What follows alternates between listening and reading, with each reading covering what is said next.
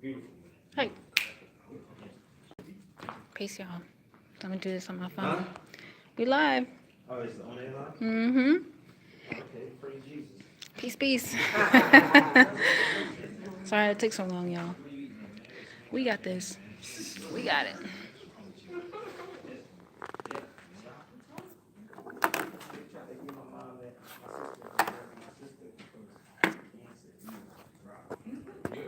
Let me see if I can see your chat. I'm doing this a new way, so let me see if I can.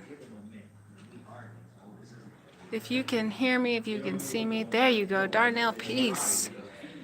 Word up. I'm so happy this finally happened. It was quite, we had some issues, but I'm gonna see what's the best. California. Yeah. We should have brought some black seed from New York. Oh. Black seed. Let me see if I can find a better spot for y'all. Can y'all hear well? How does it sound?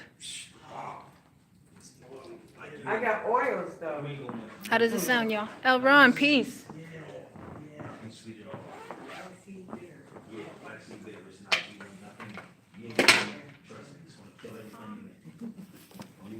This sounds good. You can hear him?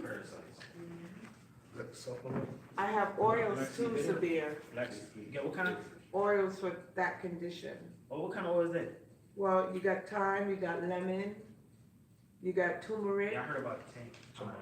Yeah. This is Mother Confunia. Heard about that. She has Yeah, some stuff going. and, Okay, great. Thank you for the feedback. Yeah.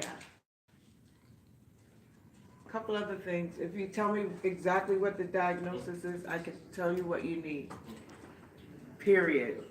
For any kind of condition. Oh, you're talking about California? Yeah. No, they was We had to get the recorder and everything set up. Luckily, we had the TV that we can plug the laptop in. So we gonna do that on the television. So gotta see how we can do this. The lecture we did in Houston, I heard. She said we lecture, Abdullah, you and I. Yeah. in Houston. I mean, Dr. Not here. Yeah, ask her if we have that here. You know what we're gonna have to do now? What do you think about getting somebody else to man the? Just click the. Why don't you just sit that down? Somewhere? Because it there's a glare and I'm gonna have to do this too. So there's a glare. See, Well, they have a very good menu. I don't know who would do that, but all they have to do is just press the button. That's it. See right here. All they gotta do is just press the button. See. I don't know who else would do that, but. Who has a good name?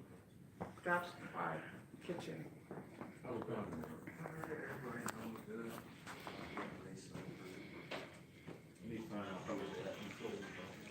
Roger.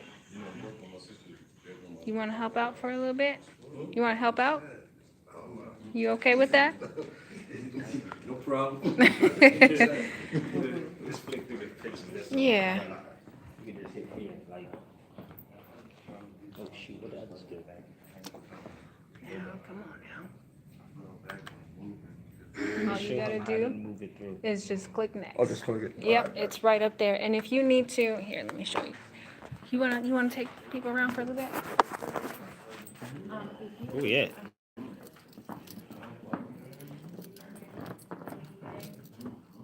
You said somebody said they better start watching football. Somebody said they better. Eagles come on at 4. Yeah, we or the fork, man, whatever. Yeah, we got Taj here. We ain't watching the football. We here, ain't we, Taj? We get it in, G. We're waiting in mind. We ain't here watching the football. Jim did today, yeah. Huh? Family, neighbor. He ain't watching the. He ain't watching the. He was like, hell with that. Came out there to see Sabir. All right. He said 16 years. Damn, dude, 16 years. How long I been going, Taj? 9 years. I know 9 years in LA. So time fly like a mug, don't it, dude? It don't seem like it's been that long, but it's been 9 years, dude. Straight up, 9 years. I never run into the joint. Huh? You say, hold up. Say that again, bro. This is something exclusive. Say, listen to what he just said. You went what? We would do no. What was it? to the paper places, copying. Copying stuff, When it was dude. Office He Depot. says, hold up, what do you say? Not Staples. What was it Office called? Depot. What was it called? It was called, what's the show called? Civil Alert, boy. Yeah. Oh my God, that was classic. URD. Yo, man, up that's Right crazy. along the waterfront. Man, we got, And I still got some of that stuff in the attic. I need some papers. I got to get some more papers, man. Somebody asked me to reinvent do those papers again. But I don't know, it's cost a lot of money to put those paper back out, Yeah, man. but they history. I know it's history, but I can't, it's paper, dude. I can't do all that, man. Yep. I can't do that, man. Nah. Al-Andalus. I can't do the paper. Not right now. Not at the moment. Yeah.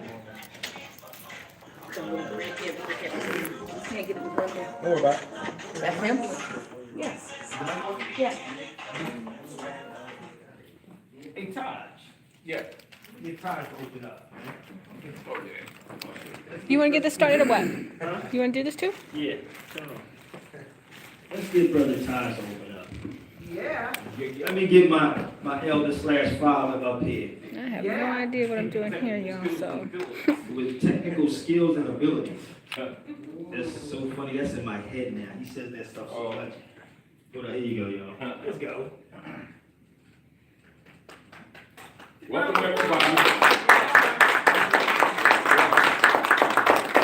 to the House of Reawakening Minds. We got a treat for you all today. Dr. Naila, I know you're busy. Yes. Come up this Come up there, man. Because I want the world to see. It's beautiful. Yes. It's our great empress. I just noticed your eyes. What's wrong with them? is it recording now? It's recording. Dr. Naila, you know when we That's recorded. sometimes for you all, one of the pleasant things a lot of people experience lately has been when Dr. Naila has been traveling, she's been sharing with people, and we're getting a lot of positive responses with that. And I just want to remind you, even though we like family, you're appreciated. Yes. Yes. So Dr. Naila got a special treat for you all today, all the way from LA and Al-Andalus. Because you know, in Moorish Latin, it's both masculine and feminine. You know, Al-Andalus and Andalusia. And Andalusia is the area that today we call Spain. And to put history in its proper perspective, it was not Spain until after the defeat of the Moors. So when they say the Moors in Spain in history, it's kind of not exactly true because it's out of sequence of time. But anyway, I want you all to again give Dr. Naila another hand for maintaining this house. So she brought for you today Sabir Bey, and I know a lot of you have been checking him out because he's been traveling the world a little bit, bringing some stuff back.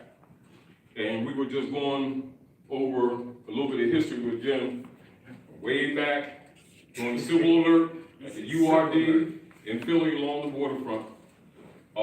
So with no more ado, we want to bring Sabir Bey up to the stage, and he's going to share with you some of his travel experience in Al-Andalus. And also he's been to Portugal too. Yeah, Portugal for 2 days. Yes. Yeah. Portugal. Yeah. Yeah. Welcome back. Welcome back. Thank you, sister. Thank you. So now we got live and in person. Oh, the other thing I wanted to tell you. Go ahead, man. Take this mic. Let me tell you about this calendar. Oh, yeah. They have produced, you know, for those, I don't know if you can see the logo here. That's the Sabir Bey show. You see that?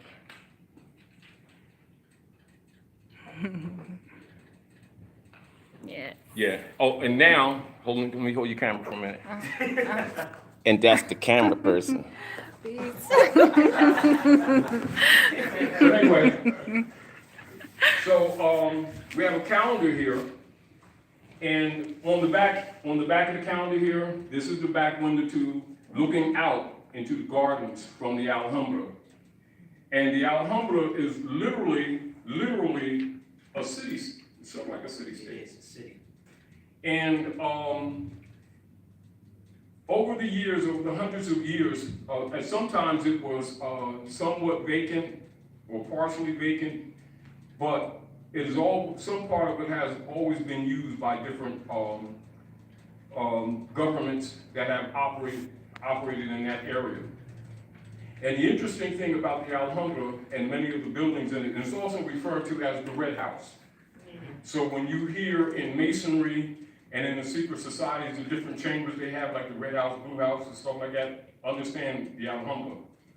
And to understand the modern world's politics, you must understand when that Red House fell, this represented the fall of the Asiatic nations, period. When the Moors fell, then in like domino effect, all the other Asiatic nations fell to Roman, European colonial operations. And it's essentially the fundamental backdrop for the entire contemporary world's economics and politics. And I don't want to hold up too long, but I just want to share this with you so that you'll understand the importance of him bringing, traveling the world, bringing something back to you to let you understand. We might call this reconnecting with the world. Man, it was Really? something. The pictures is crazy. Reconnecting with the world. Because you'd be surprised how many Asiatics and people in Europe and elsewhere, when you become conscious and you come amongst them and expect them to act kind of ignorant, like some of the Europeans do here, and they don't, they be welcoming you and like, welcome home. You know, they don't expect you to come with that black thing now. Don't come with that black thing. Because they don't like people who are in dishonor. But he's going to share with you, he's taken over 300, it has to be somewhere around 400 pictures easy, just for a backdrop, right? And you're helping him to prepare the book that he's working on. And A couple of appreciate us. it for that, too. A couple of us, yes. So anyway, in the calendar, he has the dates and the soul return dates for many of the people who have contributed to our communities over the years, like Dr. Ben, the Honorable Minister Farrakhan, others, and some of the architecture, and as they rerun the calendar, it will expand in many areas. And so many of the Asiatics who have been contributing to the uplifting of our people and the uplifting of fallen humanity will be in this calendar. For those who want the calendar, connect to Sabir Bey Show. Oh, let me show you here. So, let me give you the calendar. Yeah. So, here's your contact right there. Yes, yes. As a matter of fact, in the future, I think you may put a little picture of the House of Great Awakening. Mine's in there too. No, we're working on it, brother. Oh, Yes, this is prototype. It's a prototype. Honestly, the calendar is Yeah. being built as I'm Yes. talking, and it's not necessarily a book. We just added Elijah Muhammad in there. Yeah. No, Minister Farrakhan. We had Elijah in there, so we added the minister. And I said we were doing a live yesterday, and I was like, oh, somebody said pick Taj, and I said okay, you gotta get Taj too. So We getting this is feedback the third from the people. installment of the calendar, and we're gonna add who we forget. J.A. Rogers. We J.A. got. Rogers. We just put in John Henry Clark in there as well. John Henry Clark was just put in there. Minister Farrakhan was put in there. We have Khalid Muhammad. I want to put Dr. in there. Sabi. So basically, I was spinning, and it's crazy how that came about. I was literally in Spain. By the time I got back, I was like, you know what? What can I do to actually get people to see this? And this is why I call it Andalusia. So the children can see this, because eventually this is going to be a book. Yes. Yeah. It's over 300 photos I have, and y'all can see the photos. So I called it Andalusia, like Todd just said. It was in Spain until 1492. So when people say the Moors conquered Spain, that was a lie. It goes back further than that. But I'll explain that with y'all through the photos as I walk you through it. But yes, the calendar was like on a humbug. My sister came back. I actually already had a plan before I came back. I said, yo, let's do this. And Amahi, it took about 3 days. It was rough putting the calendar together because I don't do that. That's not, my brain don't operate like that. So to put the spirals, to put the dates, and I'm like, okay. She keeps saying, Sabir, what about? I'm like, listen, just do it. Let's get back with me. I'm over here. I don't have time for that. This is I just see the vision. Right. I just see the vision of it. And I said, let's call it Andalusia, because when you go into the Alhambra, it's a whole lot of stuff sitting right there. I don't know if I have the doorway when I walk inside there, but in the book, you will actually see that inside the book. All right, so let me get this back in time real quick before we start. You know I got the hardcover. The rare Well, I'm going to tell you something about that. Oh, yeah. That book right Washington Irving, Tales of the Alhambra. Wow. But anyway, Man, tell them who this is on this cover. I don't know who this is. No, that's a little boy. Yeah. That's not the. But the That's not- crown that the little boy's wearing. Oh yeah, this is Out of Darkness, man. But Chris Yeah. took this little boy. Honestly, this little boy. How many people saw Out of Darkness? Yeah. Oh, y'all gotta get it. You gotta get this. We working on Heavy is the Crown. That should be out in June. Heavy is the Crown. My brother Amadeus Christ. This brother's brilliant, man. His brain is so crazy that it took almost a year and a half to put this film together. Yeah. Heavy is the Crown is still in the making. I called him last week. He said it won't be out until June. Yo, you know it gotta be something. I'm sitting in his house, getting mad at him, trying to tell him to change the channel. He's watching what's it called? Game of Thrones. Game of Thrones? Yeah, that movie. That's what this movie, the documentary is coming out, is gonna look like. And he has a book that go along with it. So we talked a little bit, and he said, let's do Out of Darkness 2 in Spain. So we want to shoot Out of Darkness 2 in Spain. I said, imagine doing some stuff like that. Oh, we getting footage like this in there from Spain. It will be historical, being live there in Spain. But Heavy is the Crown, be out in June. But Out of Darkness is really 3 DVDs in one. It is way worth it. You know, but we have only a couple that's on the table, but we do have this. Shout out to my brother Amadeus Christ.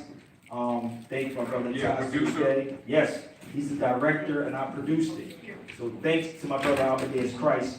And he did something in Texas too. Brother Taj Tarik Bey, Abdullah Bey, and myself, we were in Houston, Texas also, so we have to make No, I can't do that. So let me ask you a question. Shout out to House of the Awakening Minds, man. I only have one calendar left too, y'all. Whoever wants this calendar gotta get it. It's the last one. Unless you have to pre-order your joints through my sister right there. So, how's everybody doing? Oh, fine. Thank you, my brother Taj, and we not I'll let you finished. go. We not finished yet. We got a whole lot going I'm gonna on. sit back there. No, I'm just saying we have a whole lot that we're gonna be doing Yeah. with my brother Taj again. When I come back on this, man, and I'm working on some stuff with KRS-One so we can actually be on the road doing this same lecture tour. Oh, yeah. Because he's a lot of times overseas. Actually, I got a phone call. He's overseas. He's going overseas, so they wanted me to meet him overseas to do a lecture over there in Spain. I said, crazy. That's Yeah, that'd be on. That'd be crazy. That'd be So, on. Ram, peace. Oh, Peace. wait a minute. You all, what, last year was in Brooklyn? Right. Last year, right? California. Come on up for a second. California for a minute, y'all. Because we need the people to see you. Yes. Okay. Not just that, you know, the stuff that you got. But this is again one of our very active empresses Yes. Thank you. that makes things occur, makes things happen. So you got to give him a hug too, cause Oh, yeah. You know, so you don't feel left out. And so you don't feel left out. And But anyway, and we she only brought us go- to Yeah, she man. brought us to Brooklyn, Mm-hmm. and we had a A good double time. Then header. we had and the children. Yes. Wasn't that beautiful? Double. A triple header, I think. Oh it yeah, was. yeah. Come on, Yeah. you gotta say something to the people. Well, greetings and salutations to everyone. Yeah. Wake up, you're not in the graveyard. Yeah. Greetings and salutations, and I just felt that I had to come here and support Brother Sabir Bey and Taj. And I'm excited about the calendar. I bought my calendar already as soon as I got in. I got my calendar.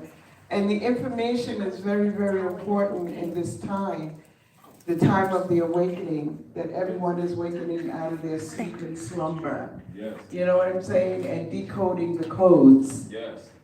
You know, so this is a very special afternoon. I'm hoping to have my brothers return to Brooklyn at Nicholas Brooklyn. Shout out to Nicholas Brooklyn. Yes. Monique and Brother Benjamin who run the house. That's a, I don't want to say that B word, but it's a original, aboriginal family that has been running this cultural house for over nearly 20 years, Yes. bringing the culture from near and far and also doing events and whatnot.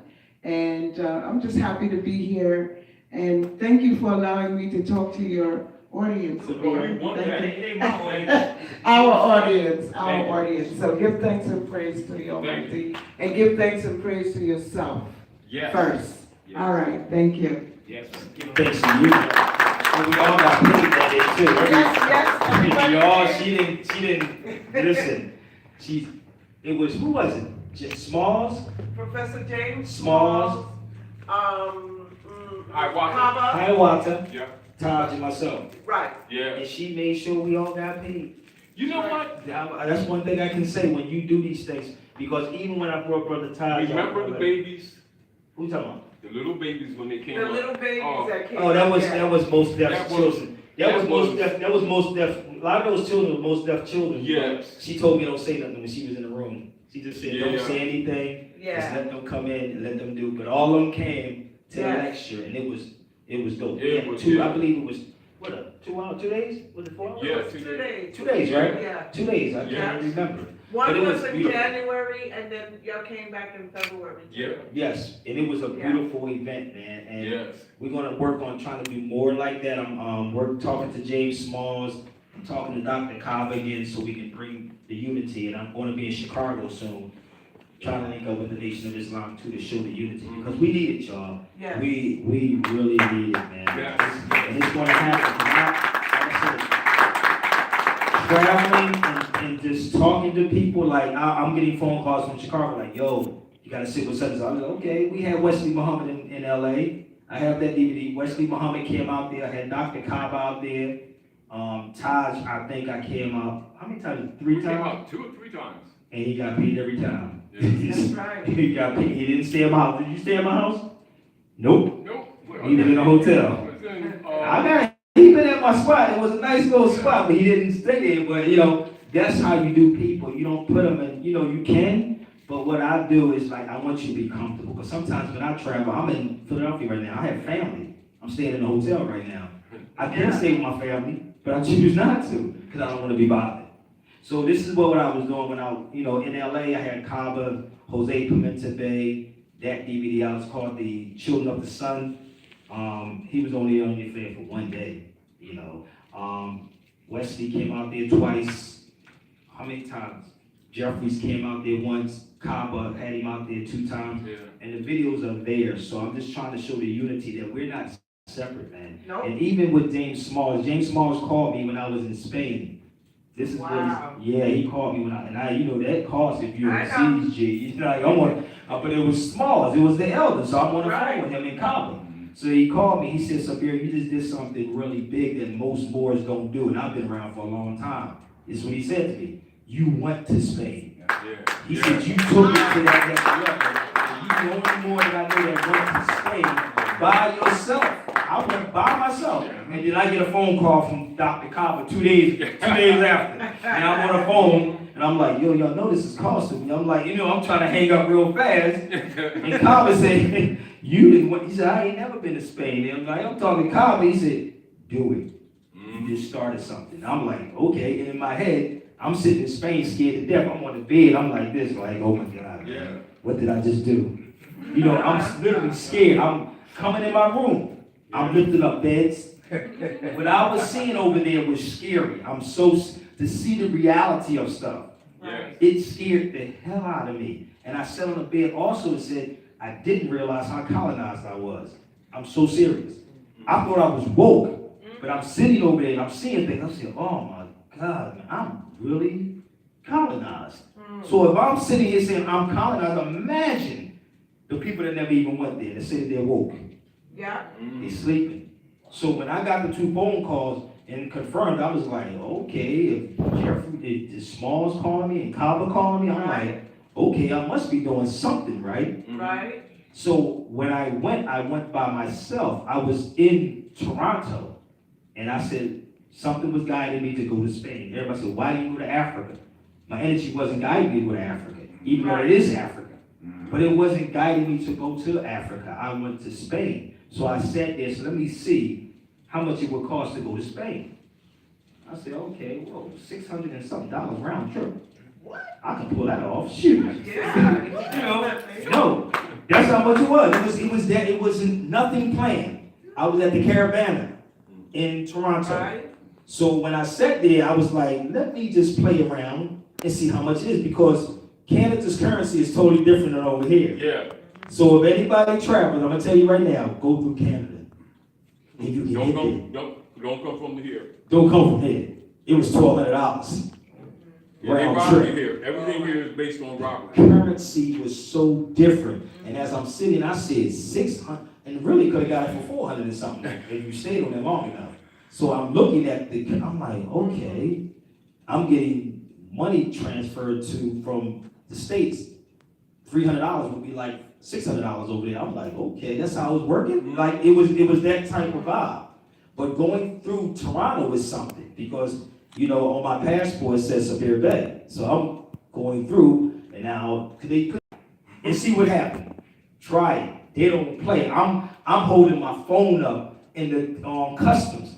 Dude had to come over and say, yo, dude, you can't have it in here, Holmes. No cameras. No cameras is allowed in here. When I was going through customs, then on top of that, my name was Sabir Bey. I said, oh, shoot. They asked me, where am I from? Where you from? I'm from here. Where you from? Where? They're looking at the name now. Where you from? Because they know before you even get out of there. When you step off that plane, They already know. they telling you or from the door what's going on. They said and you can't go no other kind of way. So anybody traveling telling y'all crazy stuff, don't listen. I'm telling you this. There is only one way. And everybody got to go that exact same way to go to that booth. And they don't stamp in Canada, but they will actually ask you questions. But when you go overseas, they will stamp. And they're not stamping nothing else besides a passport. I'm going to keep it 100 with y'all. Right. Nothing else. I don't care what you talking about. You can say I had this, I was in Toronto with a brother who had a Moorish ID card. He paid $600 something. If you saw the live video, I was walking with him downtown Toronto. He said they didn't let him into Cuba. Gosh, you just lost $600. I ain't trying to lose no money, G. I lost money overseas.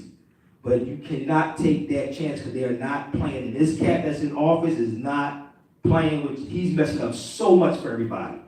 So much for everybody. And I tell everybody, if you have an opportunity to get a passport, get it. Be smart. Get out of here, dude. Get out of here. Get over there and do what you got to do and sit with them and play dumb. Because they're going to tell you when you're over there. Because when I got off that plane going into Spain, there was only one line again. Everybody's in this one line. You can't go this way, you can't go that way. I thought I was going on the auction block at first. I was like, what is this, man? Like, seriously, it's that deep. And when you get to that window, they ask you questions, because you got to go through a whole rigmarole. Like, seriously, they ask you certain questions. How long are you going to be here? What is your business here? And they're going to stamp it. Yes or no. But they already know who you are before you even get there. Exactly. Again, all these things they know before you get there. They know. When I first went to actually get the passport, not the passport, the ticket, it was weird, because remember, this is my first time leaving by myself. I went by myself. So on there, they asked you your nationality. They said, your nationality. I said, you can't put anything else in there. So when people say you can put Moors, they're lying. I'm going to keep it real with you. It ain't happening. On that computer, you cannot put anything in there saying more. You have to put U.S. or something like that in there, because it's already set up on it. So but it said nationality. They're talking jurisdictions. Yeah, but you have to be smart on how this thing works. But it did say nationality, but when you go there, it's the mouthpiece. How do you talk? Because they're going to ask you that. And if you got a one way, 9 times out of 10, they don't let you get it, because they'll tell you that. If you got one way, they may not let you get on there. That's what they'll tell you. They may or may not let you. So I had to get a round trip. That's why I was 6-something. So it was my first time going to Spain. So it was like, okay, I'm not going to jeopardize anything. I'm going to play chess, not checkers.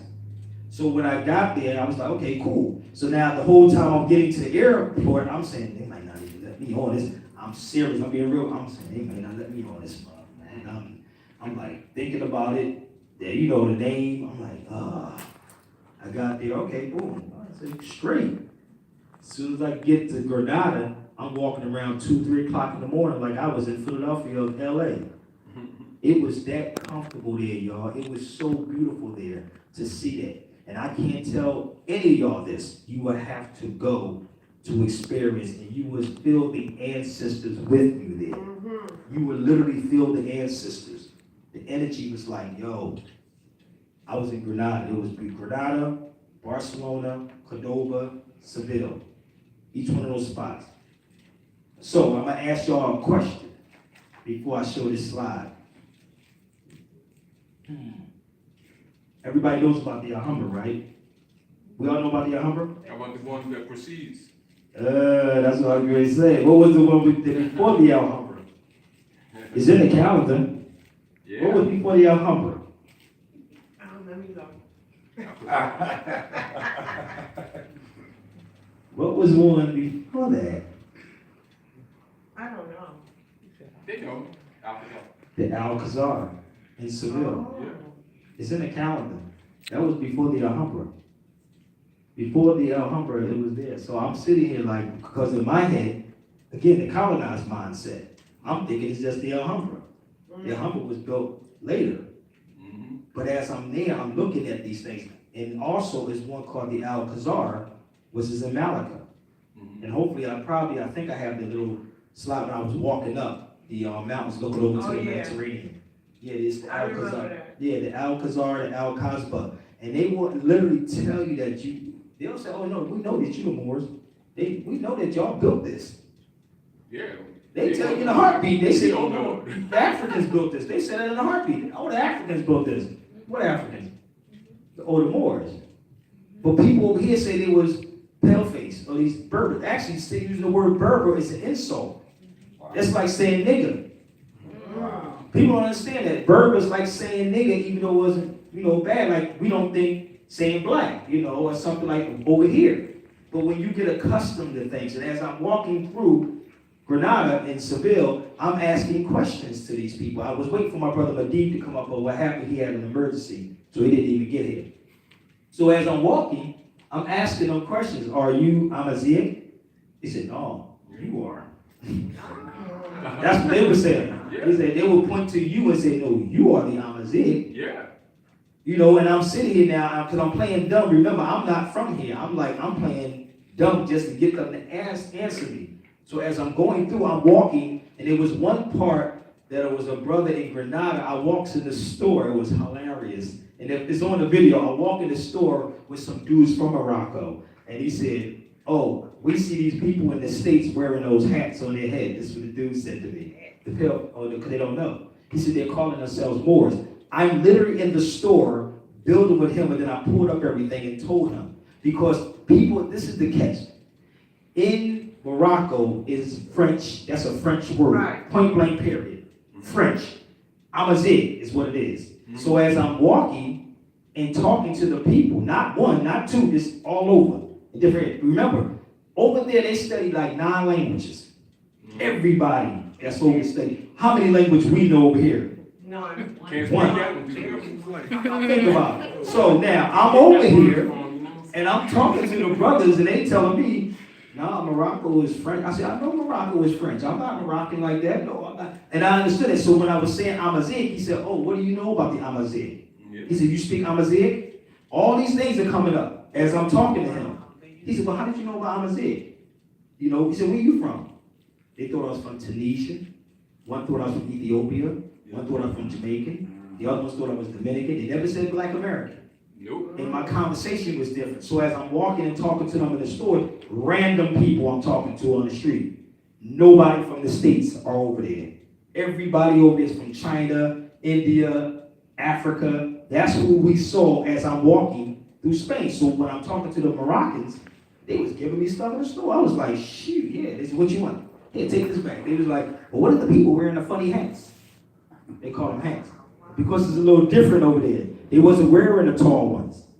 They was wearing the short ones. Yeah. With the tassel.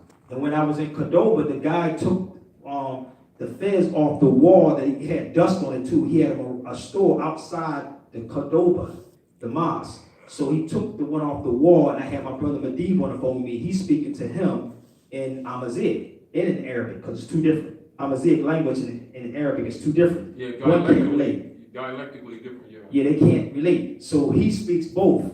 So he's talking to the guy at the restaurant, and the guy he's saying, take care of him, take care of him. That dude just gave me a whole full course meal as I'm sitting there. This is how they world. And he took the fez. I like that. He took the fez off the wall and said, you can have it. It's yours. So that's what you're wearing?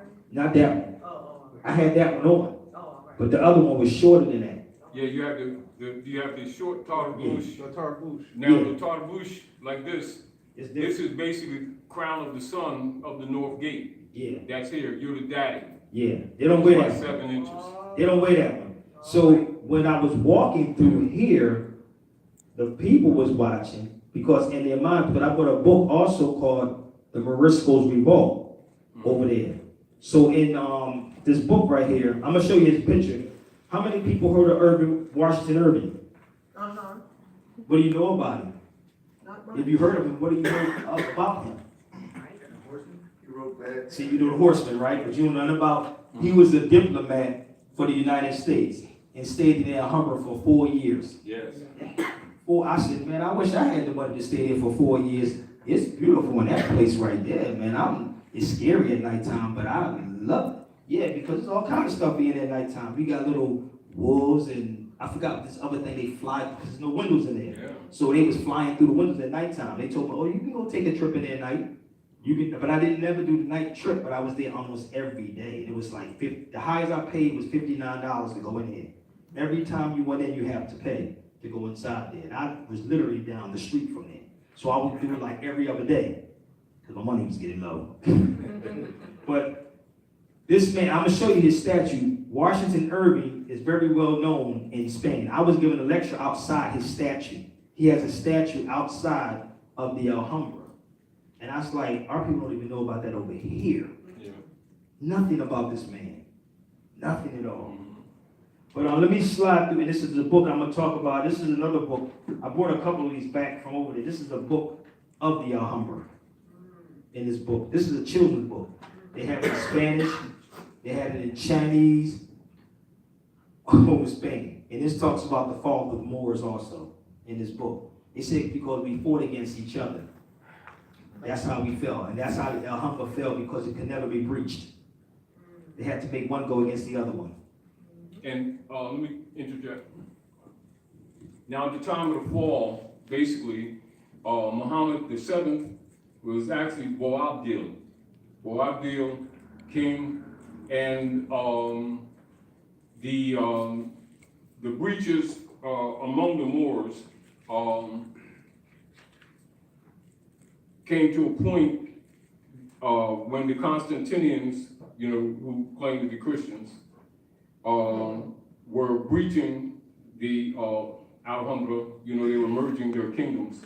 And this is dealing with Ferdinand and Isabella, Aragon, and Castile. On January 1st, near midnight, it was apparent that the Alhambra would be overrun. And rather than, have it all destroyed, Boabdil ceded the next day on the 2nd of February to the Romans, etc., to the Europeans. Let me give it. Now, Explain this. there's Gotta one explain thing. it. I gotta explain it. January 1 is why you have the Mummers Parade in Philadelphia. It's not the new year. It's the conquest or the fall of the Alhambra. Keep that in mind. So what happened? This is why I said you have to go there. Mm-hmm. It wasn't that easy. It was inside jobs. Oh, The yes, it father, and they would get it, and it was funny because it was all in Spanish, but they also have an English version because the people only speak in Spanish. And remember, things get lost in translation. Right. So I was over there and we were talking about getting lost in translation. So it was Spanish they were speaking, but the son was going against the father, Muhammad. He said, if you give me the keys to the Alhambra, we will put you in the seat of power. Yes. That's how this thing, let's go into these slides. I'm going to explain some things in these slides, what was going on. And it was like I said, I don't want to get it from one person. Let me get it from different sources. And every last one of was the same thing. No matter what language you were speaking. It was many different languages. Like I said, over there, they spoke mad languages. Common. Everybody. common. Let's go through some slides. Can y'all see this real quick? Can y'all see these? This is basically inside the palace. These are, and you notice, That's a courtyard. you don't see none of our people there. None of them. So I'm the only one in there with a fez on. They was calling me assaulting through the whole place. They was saying, are you assaulting? Are you assaulting? And a family paid me 40 euros to just take a picture with me. And one dude literally pushed his sister or girlfriend, I don't know who she was, don't make me lie. He pushed her to take a picture with me when I was walking through here at the end of this tour. Comment, Sabir.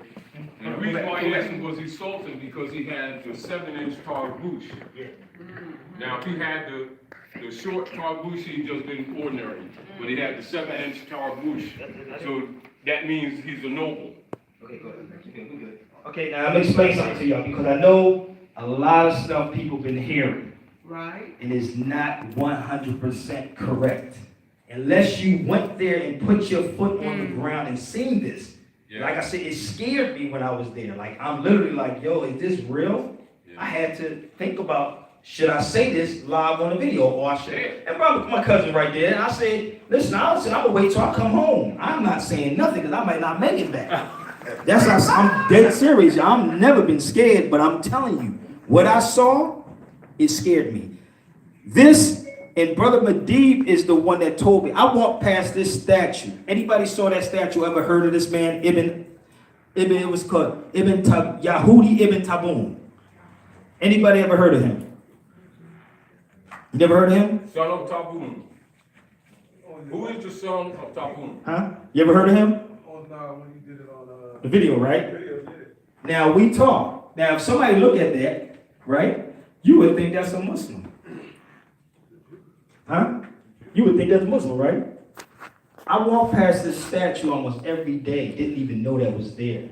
It wasn't until my brother Medib said, Sabir, go look outside the statue, it's not far from you. He was really doing it from Philadelphia. I'm like, what are you talking about? And I walked past, because I ate at this restaurant. You can sit outside. And they were sitting here asking me, what was I doing? I was the only brother going through this, taking pictures, looking at it. They said, what are you doing? Like, literally had Europeans come and said, what are you doing? Like, who is he? And then they said, wait a minute. They was Googling him. Wow. That's how they was doing it, right? But the guy's name is, my son name is I'm not be Ibn. able to sit here because Amir they can't see it Ibn on Bey, which They means the can't son of see it Bey. on here. Yahudi Ibn Tabun was a Jew. He was a Moorish Jew. And one part on this end because on this end was the Muslims, on this end was the Jews. And when you walk through there in Granada, you'll see that. When they said the Moors, the Muslims and the Jews was expelled, they were talking about them. But he was a famous person that was there with a scroll in his hand. But the Muslims on this end, Jews on this end. So his name was Yahudi Ibn Tabun. If you research him, you'll see exactly who he was. Yes. He was a Moorish Jew. So when I hear Moors say, well, Islam, break that down. Because we all was not just Muslim. Right. We were Jews and Muslims. We were both of them things. But no one goes that far back. This is before the United States even came into existence. Everything that's here, because this is ancient. This stuff was ancient. Let's go to the next one. I probably went to that statue so many times. Okay, anybody know what that is? Who saw that before? Yeah. Condé Nast. How many people saw that before? I do. You got that book, 100 Basic Facts About the Negro? Yeah. Open up the back of your book. Mm-hmm. Open up the back of the book. Where the Klan Oh, in uniform the is back. at. Where they got the garbs on. Oh, that's when they march in the street. Yes. Yes. I'm with it. Go, it's no further. You're going to find it. Right there. Mm-hmm. Spanish Negroes. Let everybody see that. That's the Spanish Negroes, right? What is it? What was I had that book with me, and the funny thing about this, as I'm moving around, I'm asking them, this is in Seville. That's Seville. So as I'm moving around, I'm asking people, yo, where's the street at? Like, I'm asking them, they gave me a map. And in the map, that street was there, but I couldn't find it. I walked around 3 o'clock in the morning by myself, literally by myself, 3 o'clock in the morning on this block. Didn't know that I was on the block. But what happened the next day when I stayed in a hotel like 3 blocks away from there, jumped in a cab because I tried to get the cab to take me there. The cab driver said, "Oh, I know where this is at." Come to find out, it never was a street sign. It was up on a wall. So the night I was walking, I didn't see it because it was dark. So I walked around this spot for an hour and a half looking for this block in Seville, and it was creepy. The block was, one part was abandoned house, and then one part was construction. So I'm walking through the street at about 1:30 in the morning, never knew that was sitting up there. Until I came back the next day, and I said, "Cali Negro." I said, "It means Negro Street." Wow. I said, "Yo, man, this was so crazy. It was so real to actually see it." And I probably went here about 5 times because I took a lot of pictures on this block. Let's go to the next one. And I took a picture with J.A. Rogers' book, actually standing on that. That's the brother from Senegal. He was like, he asked me, "Where's the rest of y'all at?" Trust me, I'm in Seville. He said, "Where's the rest of y'all at?" This is the mall. This is called the Katana. It's like a downtown. And this is what they were doing. They were selling things outside on the street. No cops harassing them. Not like New York. No further. Because some more brothers, as I was going to go in a hotel, and they're all asking me, Senegal. They say, "Where's the rest of we at? Where we at?" And they're asking where we at. I don't know. You know, more brothers. These are brothers. I'm just walking down the street, and this is actually Seville again. All this is Seville. And they asked me, "Where y'all at?" They were so happy to take pictures. Because they would see a brother that was there and was building with them. So I was showing them books as I was down. Man, my bags were so heavy, boy. Going through customs, you should have saw me pulling out this stuff. Boy, they was like, "What do you do?" Law books, history books, this book. I'm like, "Yo, man." And I'm stacking. I bought more books when I was there. Let's go to her. This is in Grenada. And if you look behind me, you'll see the Alhambra. These brothers is from Senegal also. That's the Alhambra. So every night before sunset, everyone goes up here and just take pictures because it's on top of a mountain. This is on a mountain too, the Alhambra. But this was actually when sunset, everyone goes up there and take pictures. And they have music. They play, they sell their jewelries, the whole 9 yards. It's so dope. But these brothers, every time I would go up there, they say, "Hey, Sabir, what's up, bro?" I'm like, okay. And there's a mosque directly across the street from there because the Adhan was forbidden in Grenada at one time. They called it Adhan. Yeah, it was forbidden. So they recently just started doing this. As I heard, I said, "Wait a minute, I thought it was forbidden." They said, "No, we just started a couple years ago." So I'm in the mosque talking to the people at the mosque. Go for it. This is some more. This is actually the mosque. You see the brother holding before Columbus, and that's my Portuguese and West African book. Those are both West Africans. He's an elder that barely spoke English. But we are sitting up at the mosque, and you see the Alhambra behind me again, but he's holding the book, Columbus and 1495. Both of those books. And he tried to keep my book. He said, "You probably see, it might be in here somewhere," but he was trying to keep, he said, "Can I?" I said, "Oh, wait a minute, this book is expensive, brother. I can't let you." In my head, I didn't tell him that. I'm like, "I can't give you this, brother." And he's like, "No, I'm not finished," because everything that was in this book, I was walking through because I went to Portugal after this. Next one. Young brothers I would walk and talk to every day. Like I would walk down the street. This is Brother Muhammad. One is from Ghana, Sudan, Senegal. They was from all different places. So every time I would walk past these brothers, we would sit there and talk about history. And I would build on them about us being the Moors and how we built the Alhambra. And it was like thrilled. Like it was so crazy. Like it's more than that. Next one. They just saw the P on my hat. They said, "You got to be from the States." There you go again. This is the street. So me walking down the street, look at this boy. I'm like, "Come on, dude." Like it was so funny. That's Cali. Yeah, I know. Ain't that funny? Like I'm telling you, they was stunting, dude. They was stunting. They was on some real like brothers. Like, "Yo, what up?" Because we would walk past. They was in some type of group home. So I would walk past and, "Hey, Sabir, what's up?" So they would sit there all the time. So every time because the Alhambra is this way, I would walk up this street to go to the Alhambra, but I would come back because there's a Mediterranean restaurant on the other side of that, and I would go there or get some pizza, and then I would walk back past them and sit outside with them for a while. Next one.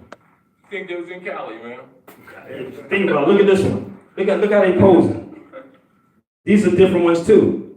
All these brothers, this is outside the Alhambra, because the Alhambra is like around the corner. So if you look at the road, take this road up there, you'll bump into the Alhambra. But this is what they were doing. We was outside chilling. Everywhere we would go, they were there. Next one. No, go back. To the My brothers. There goes some more. This is what we was doing the whole time I was there, and it was so dope. This one right here was on point. He knew something about the history, and I'm sitting there like, you got a New York hat on, dude. I got a Philly hat on, so we laughing about this. Move on. All right, what do y'all see inside here? Swastika, right? Yeah. Guess where this is located at? The Zodiac. That's you. No, I said guess where city it's in, where it's located. It's Spain. No. Say it again. Nope. No, you close. It's in a Jewish area. It's in a Jewish neighborhood. Wow. That was built in the 7th century. Yeah. That's the 7th century this Yeah, was built in. Hebrew. Yeah. It was in Cordoba. I just told you I was there. In the mosque. And the thing about it, everybody knew about this. They were like, oh, we know that ain't got nothing to do with Hitler. But the average individual don't know that. This is the Jewish area. That's the mosque. They call it the mosquita. They don't say mosque, they say mosquita. Yeah. So go look for it. And that's why I wear it on my neck. Because it's mine. Now look at that, y'all. Look behind me. What do you see up there?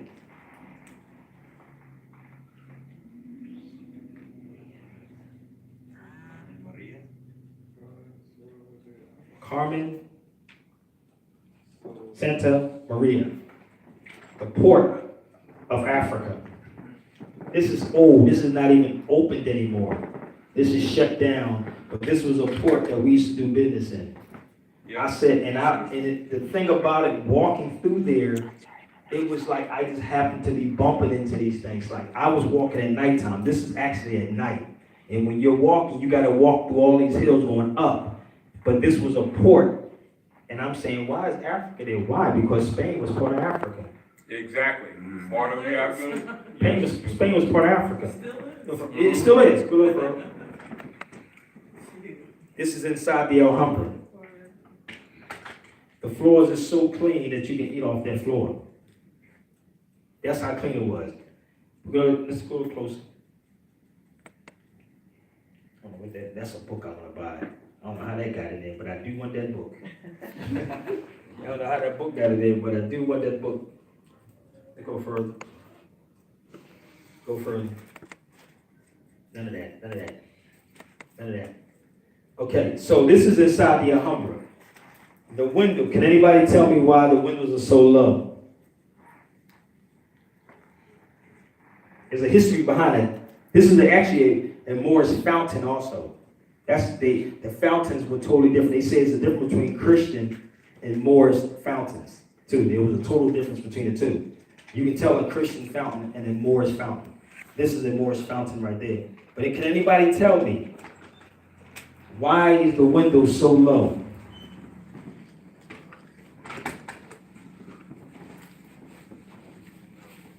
Don't know. Do you know, Taj?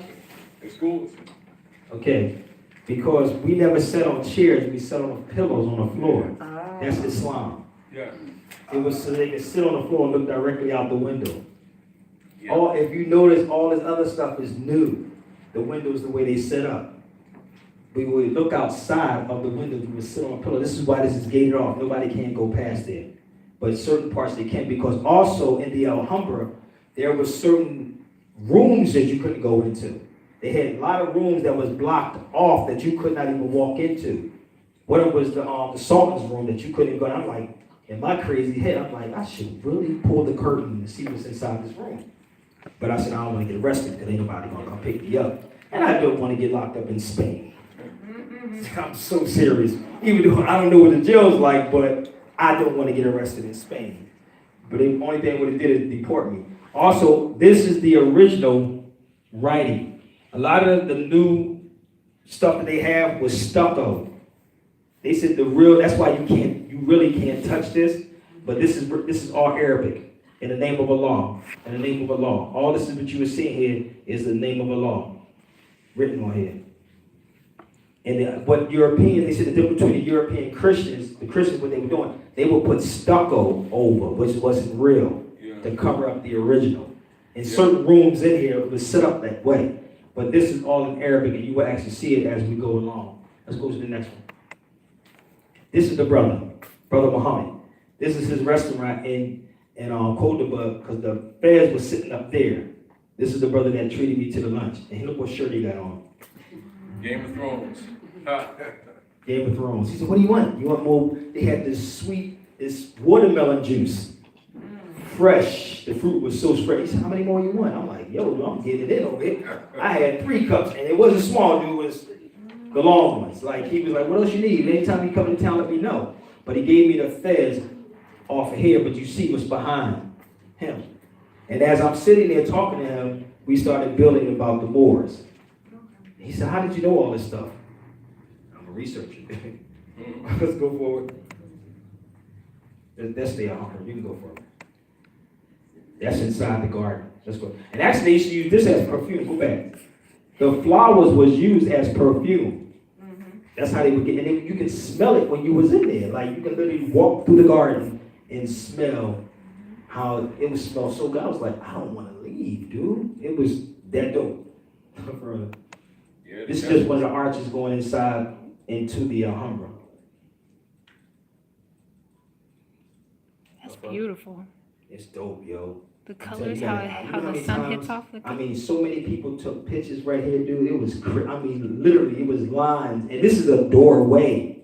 And they was literally in a line to take pictures right here. And then, you know me, I'm talking. Yeah, the Moors built this. Yes, we did. You know what the Moor? Yeah, I'm the Moor. You talking to them. You know what I mean? They was dumbified when you say that to them. Oh, we here, right here. I'm standing here.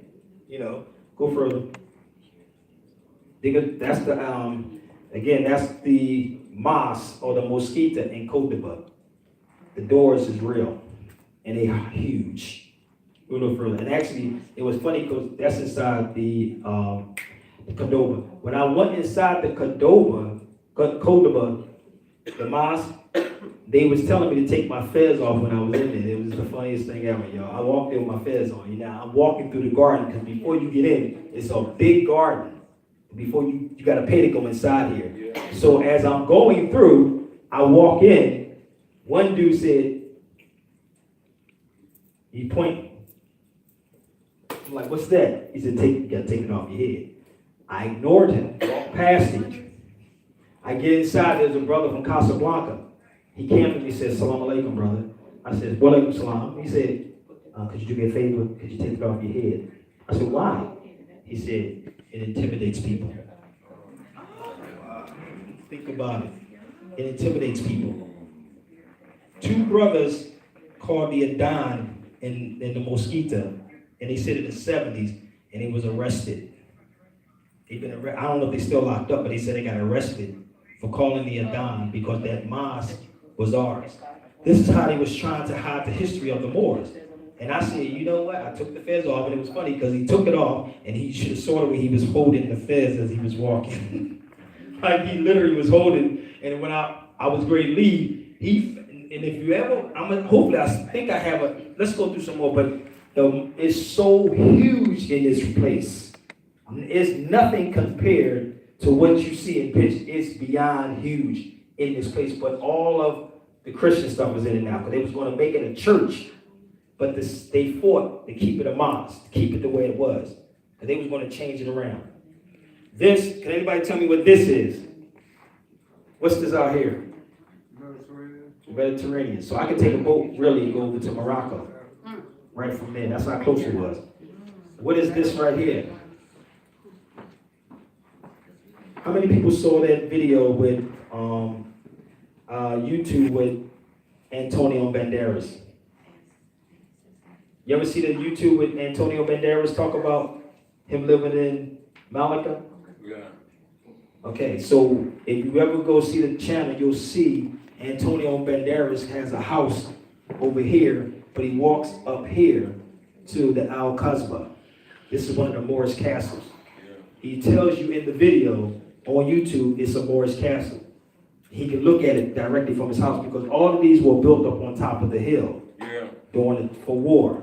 So it was at the top. So I literally walked from down here where you see that at up to here. And it's a long walk, G. That was a walk ungodly. Let's see if we get another view of that. Now that's what's called, but that's the Alhambra once again. You see how low the windows are, but it is so dope. No, there is no screens on here. No screens. So anything can fly inside the window. I forgot they call these little Bats? birds. Are you talking about bats? No, it's another name they call it. I can't think of the name of it, but I didn't know what it was, and I said I don't want to go. So whatever this thing was, I did not want to go. They said they fly in at nighttime, and they sit in it. So if you look at it again, you see, the name of Allah all up in here again. So all through here they had it written. They never took this down. And I'm gonna tell you, everybody from around the world goes to. They said this is the largest attraction in Spain, besides the ice cream. It's the ice cream, the Alhambra, the cathedral, and was another one. It was 4 things that everybody go to Spain for. That's what they'll tell you that. But this is the one of them. One of the world wonders.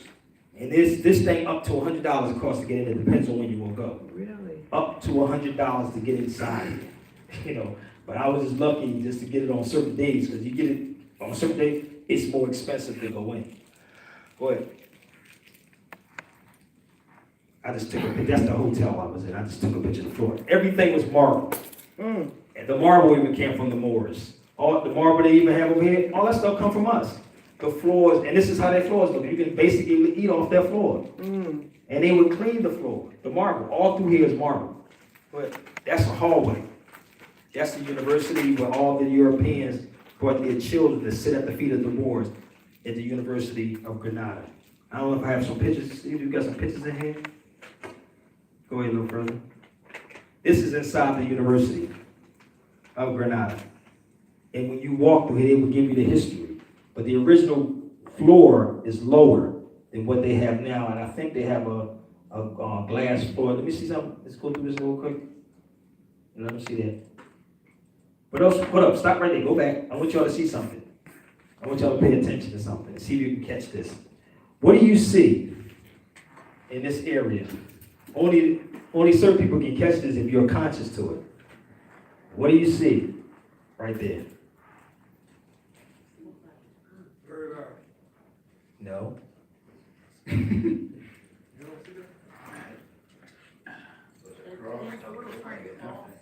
Hex Alpha?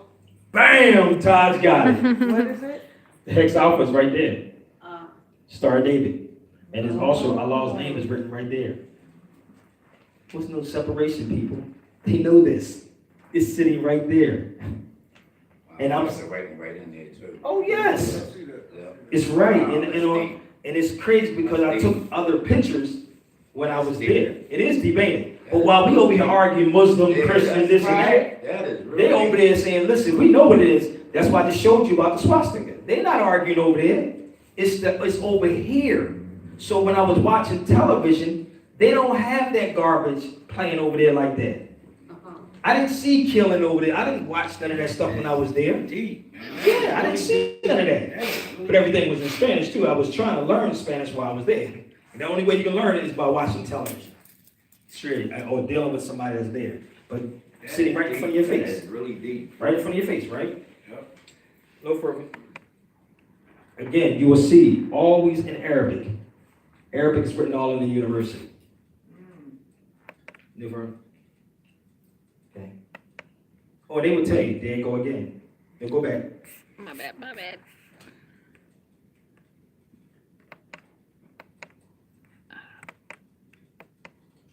Here it is again. Now come back. I'm going to show you the outside of the university. Oh. What is this? This is the university. Yes, Of the University of Granada. Granada. Somebody was asking online on Patreon. This is the outside. Over here is where they have Isabella's burial at. And in this particular spot, you'll probably see it. You can't take pictures. Now again, I'm rebellious. I was gonna go in there, and I said I might get locked up. So inside that place, you'll see a horse with his foot on a Moorish head inside it, but you can't. They'll tell you in a minute. There is no cameras in there. No cameras. You can't take no pictures when you go inside there.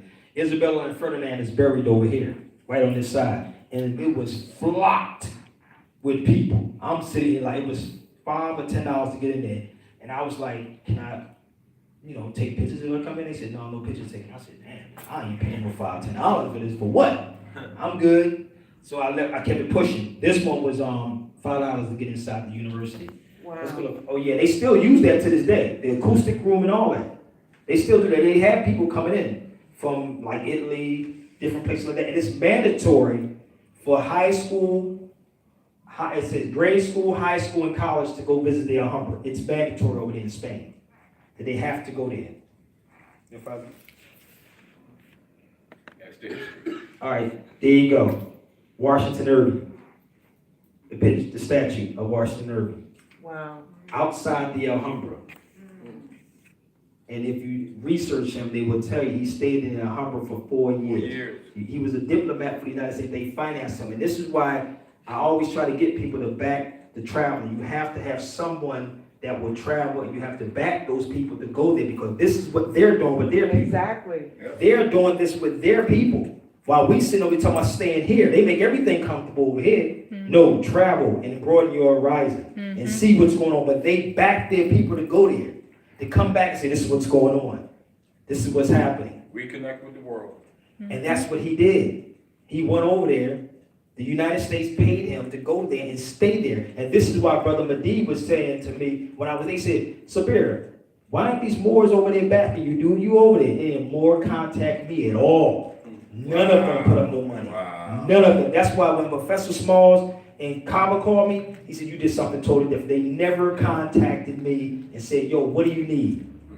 I was there for a whole month. I didn't get financed like that to go there. But I seen something that was there. But I'm looking at him and then started doing his research. And I said, "Wait a minute. You mean to tell me they financed this dude to go there for 3 years?" Because after 3 years, you can get citizenship. You can get citizenship over there, but there's certain ways you gotta know how to maneuver over there. One way is to get a visa, which I just looked into. You can stay over there for a year. Yeah. But after 3 years, they automatically make you a citizen. After 3 years, but you have to be doing something. You can't just sit down and be idle. You have to be doing something. So after 3 years, because what I was going to do is maneuver, come from Portugal back and get a stamp again and leave from here and go. Because you can do that too, if you want to do it that way. You can bounce from, they go to Italy, get a stamp. Because every time you come in and out, you're going to have to get a stamp. No matter which way you flip it, you are not leaving. So anybody telling you they can do it, they're lying. Tell them to show it. Show me what you're talking about. Don't tell me anything. Show me. Because you cannot move that way like that. You're going to have to stamp it. So you got to know how to get over there to maneuver in it. So when I was there, they said, "Oh, you can go from one, like Italy, come back into Spain and get a stamp again. Come from Spain, go to Germany, get a stamp, come back for another 6 months. Because you got 6 months over there, no matter which way you do it. 6 months. So imagine you bouncing back and forth for that time frame. And you're getting a stamp, because they're going to look at the stamp and see how long you've been there. So when I left, I went through Portugal just to get the stamp. I stayed in Portugal for 2 days. So I could have went right back to Spain if I stayed over there for 6 months. And it would have added up. But you also can pay, I think the visa is $140 for a year. And you keep doing it every year. And after 3 years, now they give you citizenship over there. So it's on, that's why you have to know how to use your tools to do it. You have to know how to work it. Let's go a little further. Unless you was a diplomat like him. So this is the gate. This is called the, matter of fact, before I even do this, I love to do this. We'll check it out. Anyone knows what this is right here? What gate is that? The North Gate? Nah, North Gate. This is a hypothetical guess, that's all. Anyone? My phone used to cut off when I was going live right here. Look at the shadows. My phone would cut off. No, it's not the shadow. No, I said I was telling them to pay attention to the shadows. Go ahead. My phone would cut off when I walked. This is called the Justice Gate. to Justice Gate. This is the entrance into it. And it's a history behind that.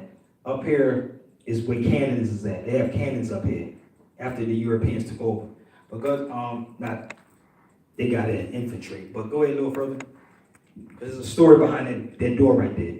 We went through that. That's where they kept the animals at. This is all through Spain. You're going to see this. Animals, people, they drink out of that. Regular, you just walk up and just drink water right there. But this is where they kept the animals at in here. Go ahead. That's Granada. That's the outside of what it is. Everything was in Spanish, y'all. If you didn't know Spanish, you was done. Seriously. Go look for him. That's the Moorish fountain, brother. That's in Granada. These are look at this cobblestone on these steps. Them steps ain't no joke. No joke. But I'm gonna give you the history behind those stones also. Further. The ballast and whatnot. This is another place that's abandoned right now. It's not even open. It's just me walking past. I just took a picture of that also. Go ahead. Washington Irving again. We got him in there a couple times. That's Alhambra. We didn't want to miss him. Yes, sir. Washington Irving. Yeah, we had him already. I know, but we didn't want to. That's why Oh. we have so many. Look what that says, y'all. Why is that there in Spain? Why is America in Spain? This is a famous hotel in Spain. It's expensive to be in it too. Hotel America. Been around for a minute. Let's go a little further. And that's outside of the Alhambra. That's literally outside the Alhambra. This is the bathhouses. These are all bathhouses. Bathhouses. Bathhouses. Bathhouses. Bathhouses. $2. Go ahead. All these are bathhouses. Now, how many people speak Spanish in here? Anybody speak Spanish? Un poquito. We didn't talk about the It's Castilian. Castilian Spanish. The Spanish is even different over there. Yeah. They'll say they don't even speak Spanish in the States. No, that's they call it. I was looking for burritos. They ain't even have burritos over there. They call it broken here, but that's actually Yeah. Spanish. It's actually They more call it Latin. Spanglish over After the there. Moors Spanglish. fell, they called it Spanish, when it's really not Spanish. It's Yeah. Moorish Latin. Go And back. then you have Castile and back. Aragon. They're different dialects. You see this? Date back to the period of the Sultan Muhammad III, 1302, 1309. It was so rich to walk through this. Go ahead. I still was looking for my burrito. This is inside the, like Taj said, this is a city within inside of a city. This is actually a city inside of a city. This is the whole Alhambra. Go ahead. This is the garden. You don't see none of our people there. So this cobblestone right there, this is going inside the Alhambra. These stones were set up. Anybody know why these stones were there? I'm going to give you this and I'm going to repeat it again after this. The stones. What can you do with that if you was fighting, if you was at war with somebody? Nope. You can't pick that up. No, you can't pick that up. Bash your head against this toast. I know it's cobblestone, but what can you do with it? If you was going to war with somebody, Catapult. no, It's on a Set slope. traps. It's on a it's on a slope. slope. Set traps. This is actually on a slope. A lot of this is on a slope. Roll stuff down. Almost. How? Let me tell you how. With I'm the gonna tell you how cart? dope. Let's go a little further. I'm gonna show how dope this was with our people, if we can find it. Go back. Hold up. Go back. I want you to see Mary and Jesus at the top, but it's also Arabic written right there. This is the Justice Gate, but you see Mary holding a child up there. All this is Arabic with Roman work up here, but they never took this down. But this was put up there after they took over the Alhambra. This door is so thick that you can't even breach it. They can never breach this door. That's why they had the infantry to get inside. They had to get somebody that was an inside to actually get in and take over the Alhambra. And now, go further. Now, remember I told you about the cobblestone, right? Right. That floor, right here. Anybody know what kind of floor? You know carpenter, right, Taj? Yeah. What kind of floor is that? You ever see that floor before? You ever see that kind of floor? Hold on, let me see. They not normal. Can't see the text. Oh, I know. It's a history behind them cobblestones. It's probably brother. like a, something underneath. Nope. Okay, let me tell you about this This story. like terracotta slabs. Let me tell you what. Yeah. Let me tell you now. No, let me tell you how this works. Before the Moors, if they was to breach the door, this is how crazy and brilliant we were. They would slip. They would throw oil on the floor. Oh. So by the time you walk inside the door, by the time you walk inside those big doors, your eyesight, your eyes color changes because it's dark inside you. So when you come in the door, they already threw the oil on the floor, so now you're slippy. And they had these spears in each corner of the Alhambra. So when you would come in the door, if you breached the door, you would literally get stabbed with these long spears that they would have. Yeah. So you would slip and you can't see at the same time. I said, man, our people know. In my head, I said, well, we was a bad motherfucker. I'm sitting here like, and looking at all the Europeans knowing this history. Yeah. And I said, man, they using these tactics today. Today. So they would throw the oil on the floor to make the floor slippery. And then you can't see after that. Wow. Man. Bananas, brothers. Let's go back. Now, go forward. Now, forward. Now, this is the entrance of the Justice Gate. They brought this up a little bit, right here. But the stones, why are they set there? Now, remember I told you, if you breach, Right. right? If you breach the door of the Alhambra, what do you have to do? Because your horse can't go up there. A horse, you have to get off your horse because a horse's shoes will make you slip. Right. Yeah. So now they already had it. Once you had to get off the horse, they breached the door and they already had that covered when you got inside. So they already had this covered, so when you're riding, you were slippy. No, they said neither the drone. If the drone was out back then, they would have had the drone. But this is how crazy, because they had never breached this. And it was funny because I was talking to the couple about that, about the Moors. As I'm sitting there taking a picture, they say, "What are you doing?" They kept asking what I'm looking at affairs on it. What are you doing? And I know I was being watched the whole time. Mm-hmm. So, but this is how it was set up. This is the Justice Gate. Now, further, you can probably see this a little closer with Mary holding the child. And this is in Arabic. This is above, and that's the key. That was the key, which is the Justice Gate. The door was so thick. And that's only part of it. I think I have a whole showing of the door. The whole door don't open up. That's the bottom part of the door, and it was heavy. You could not breach that door at all. I don't care what you got to this day. Okay, so this area is inside the Alhambra. This particular area, and I don't know if y'all can see it, if they was to breach the Alhambra, this whole area would be flooded with water. They would release water. Wow.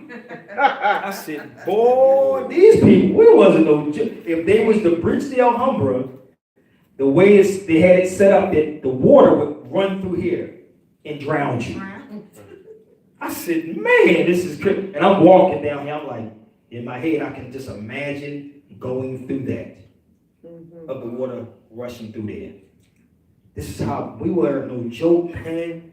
Time to wake up. We gotta wake up. They're using these tactics, man, on God. West Point.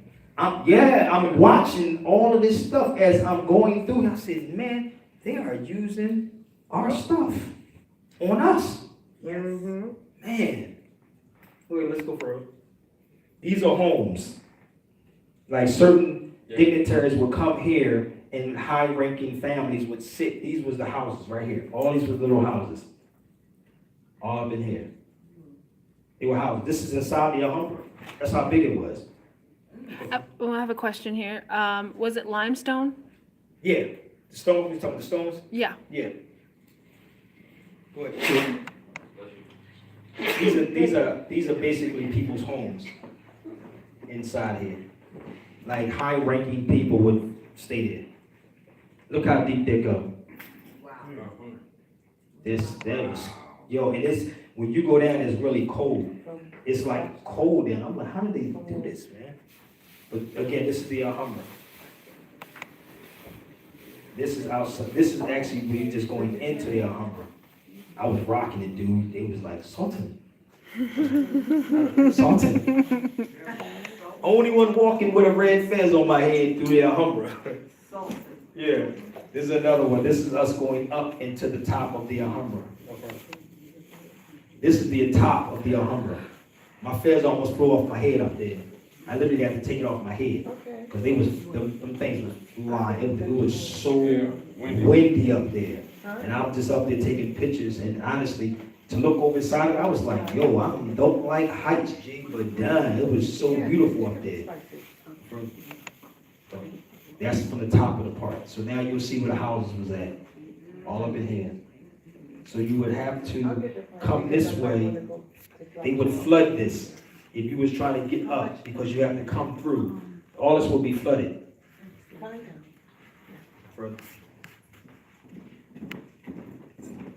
There's another view at the top. Yeah. Dope bad.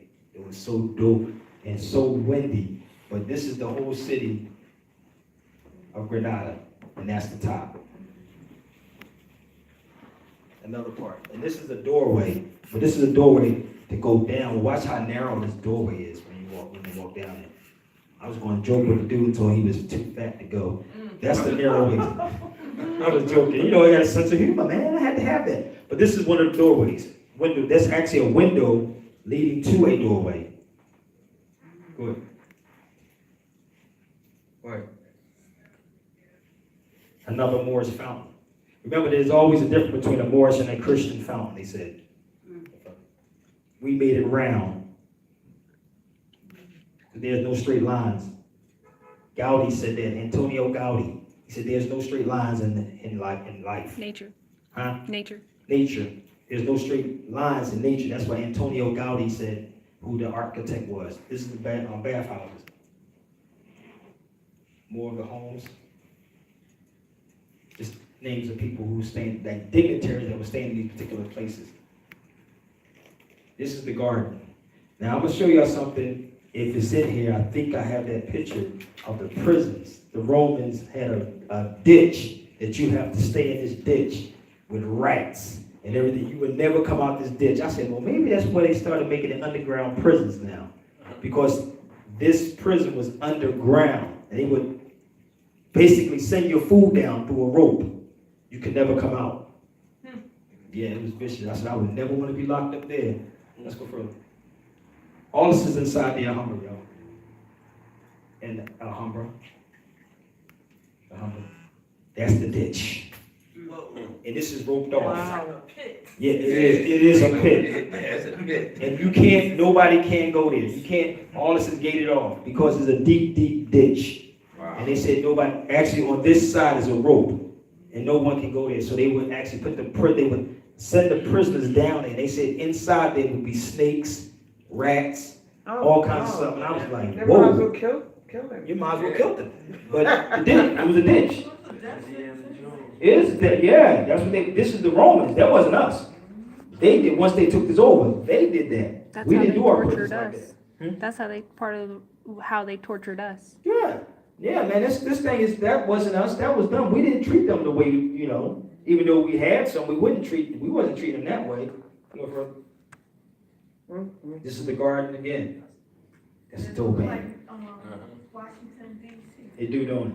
This is so dope. This is just a garden. And they will have people come in, but you got to be very careful because the snakes that run back and forth in here. They tell you in a minute, be careful and don't go nowhere near the snakes. I'm just saying. You know, you got some people, dude. Yeah, they're really You curious. got these Caucasians, Jack. These motherfuckers, they play with the snake. Come here, like, I'm not doing that, dude. Can we pet him? Yeah, can we pet them? They look good. Nah, dude, I'm good. I'm looking through stuff as you walk through the garden. I'm like, shh. Making sure nothing coming out of me. I'm trying to figure out how we did it. I'm like, man, it's too many of them. That's the garden. That's the Moorish fountain again. I said I want to do a calendar with strictly our Moorish fountains. That'd be dope. All the fountains. But these are the things that our children need to know. Like how great it was, not going to the door of no return. I don't want to see that. The door of no return, that's depressing. Like, I don't want to see that, dude. Like, show me this. What did we do? Further. Fountain. Another fountain, Moorish fountain. I caught this little girl playing at the fountain. She was playing inside the water. And I just said, no, that's so dope. And look, and they was bringing in children that young to the Alhambra. And I'm looking at one European saying, yes, and this is something. I'm like, wow, they giving them the history. We not even here. We going to Miami. The Eagles is on today. Right. Shit, let's watch the football. You should be a great football player, son. But nothing about your history. I want to know why you're getting beat upside your head. Seriously. This is the one of the rooms again. This is where we would sit at for garden, fountain. This is actually, again, this is all the Alhambra, y'all. I can't see what's on this, so this is leaving the Alhambra. This smelled so good. That is pretty. Yo, That is very, very it pretty. smelled It's so romantic. good walking through. That was natural fragrance, man. Like, you can walk through and smell. I took a Yeah. couple of those pieces and put them in my room. Yeah, arch of flowers. You know, because they got cameras everywhere in this month. I'm sneaking stuff. You know. They got you. No, I don't care. No, man, I paid my money. Shoot. I paid it. This is the mosque. This is the mosque in Granada, which is right across the street from the Alhambra. Again, what do you see inside there? So they, Right there. Sitting there. right there, right at the mouth. That's funny. So it wasn't no separation, man. That's funny. There is no separation, but we over here arguing silly stuff, man. These people know this. This is the mosque in the Alhambra in Granada. My friend, think of the brother reading my book. Portuguese in West Africa. He was trying to keep my book. That's the elder. Yeah, that's the elder. He kept saying, where do you get it from? I Get don't that? know why. Only Huh? speak Spanish, right? Yeah, exactly. But No, they- this book is not in Spanish. that's not in Spanish. Oh, okay. But they know English. No, he knew English. Oh. He knew English. He knew exactly what that was. But again, I'm just meeting him. So it's a little different. Like, he's figuring me out. Like, I understand. You don't really want to talk to me. I know. I don't like Sabir, Hmm? the Star of David is an ancient symbol that Yes. they took. Yeah. So it has no really religious connotations until they gave it. I know that, and that's what I'm saying. We are arguing Yeah. over here. I this, know, but dumb stuff. and not over there. They don't argue these things. And these are the dudes that was running it, but that's it right there. The mosquito. They call it the mosquito, not the mosque. The mosquito. Del Granada. This is just. Wow. This is the hall where the university at. Isabella and Ferdinand is buried in there. Their tomb is inside there. Interjection. Remember when we were doing the raising finance for Dr. Ben in Brooklyn? Yeah, what was that? What was that building? When we were raising funds for Dr. Ben. He was there in the wheelchair just before he passed. You know what? It is, the name escapes me right. Yeah, but you remember that, right? Yeah. Now, Dr. Ben, I hope y'all can hear me. Dr. Ben said, you know, he would talk about his experiences when he was getting his education. And Dr. Ben said to me, not there, you know, because this is past conversation. Right. That through all the trials and tribulations he went through, you know, growing up and poverty in his family and struggling to get his education, he went to many, you know, schools. He said he didn't really become really educated until he went to the Moorish universities in Al-Andalus. Yep. Wow. Moorish universities. Yep. Because that's where our That's- history that's is. all- All of our Ben. history. All of our history. And They the are interesting arguing thing, about this. yeah, and this is an interesting thing. Then you see a lot of people who study Dr. Ben will pretend they don't know that part of his history. Exactly. They'll just forget about it. Oh, Dr. Ben didn't say he was a Moor. Yes, he did. He knew that. But when you go here, you can Yes, see the any real scholar will actually go see this. You will see and you will feel it, and it will start opening up to you. Let's go a little further. I used to love this little area, man. I And can't wait to go back. Al-Andalus is also referred to by many scholars as the gate to Africa.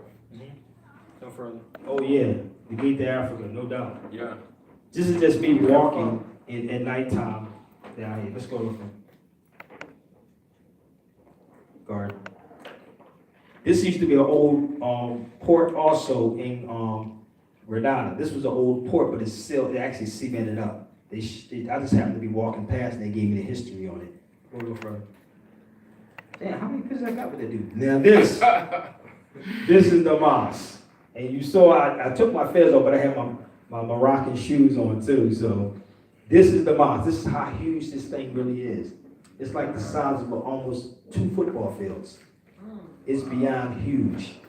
So And multiple pillars. they was watching everything I did in here. I'm sitting there saying, shoot. Once the feds came off, they was looking at literally guards walking all through here. They watched everybody and everybody hands walking through here. Wow. Yeah. That's the same thing at nighttime. That's me outside the gate. So that's how far you can get inside this door. So this whole door used to open up, but they only have this part open. So this is where they would have to the horses would slip, so they had to get off, and they would have to climb to bridge that door. This is how thick that door is. The door is called the Justice Gate. Yeah, it's no joke. What's happening inside the Justice Gate?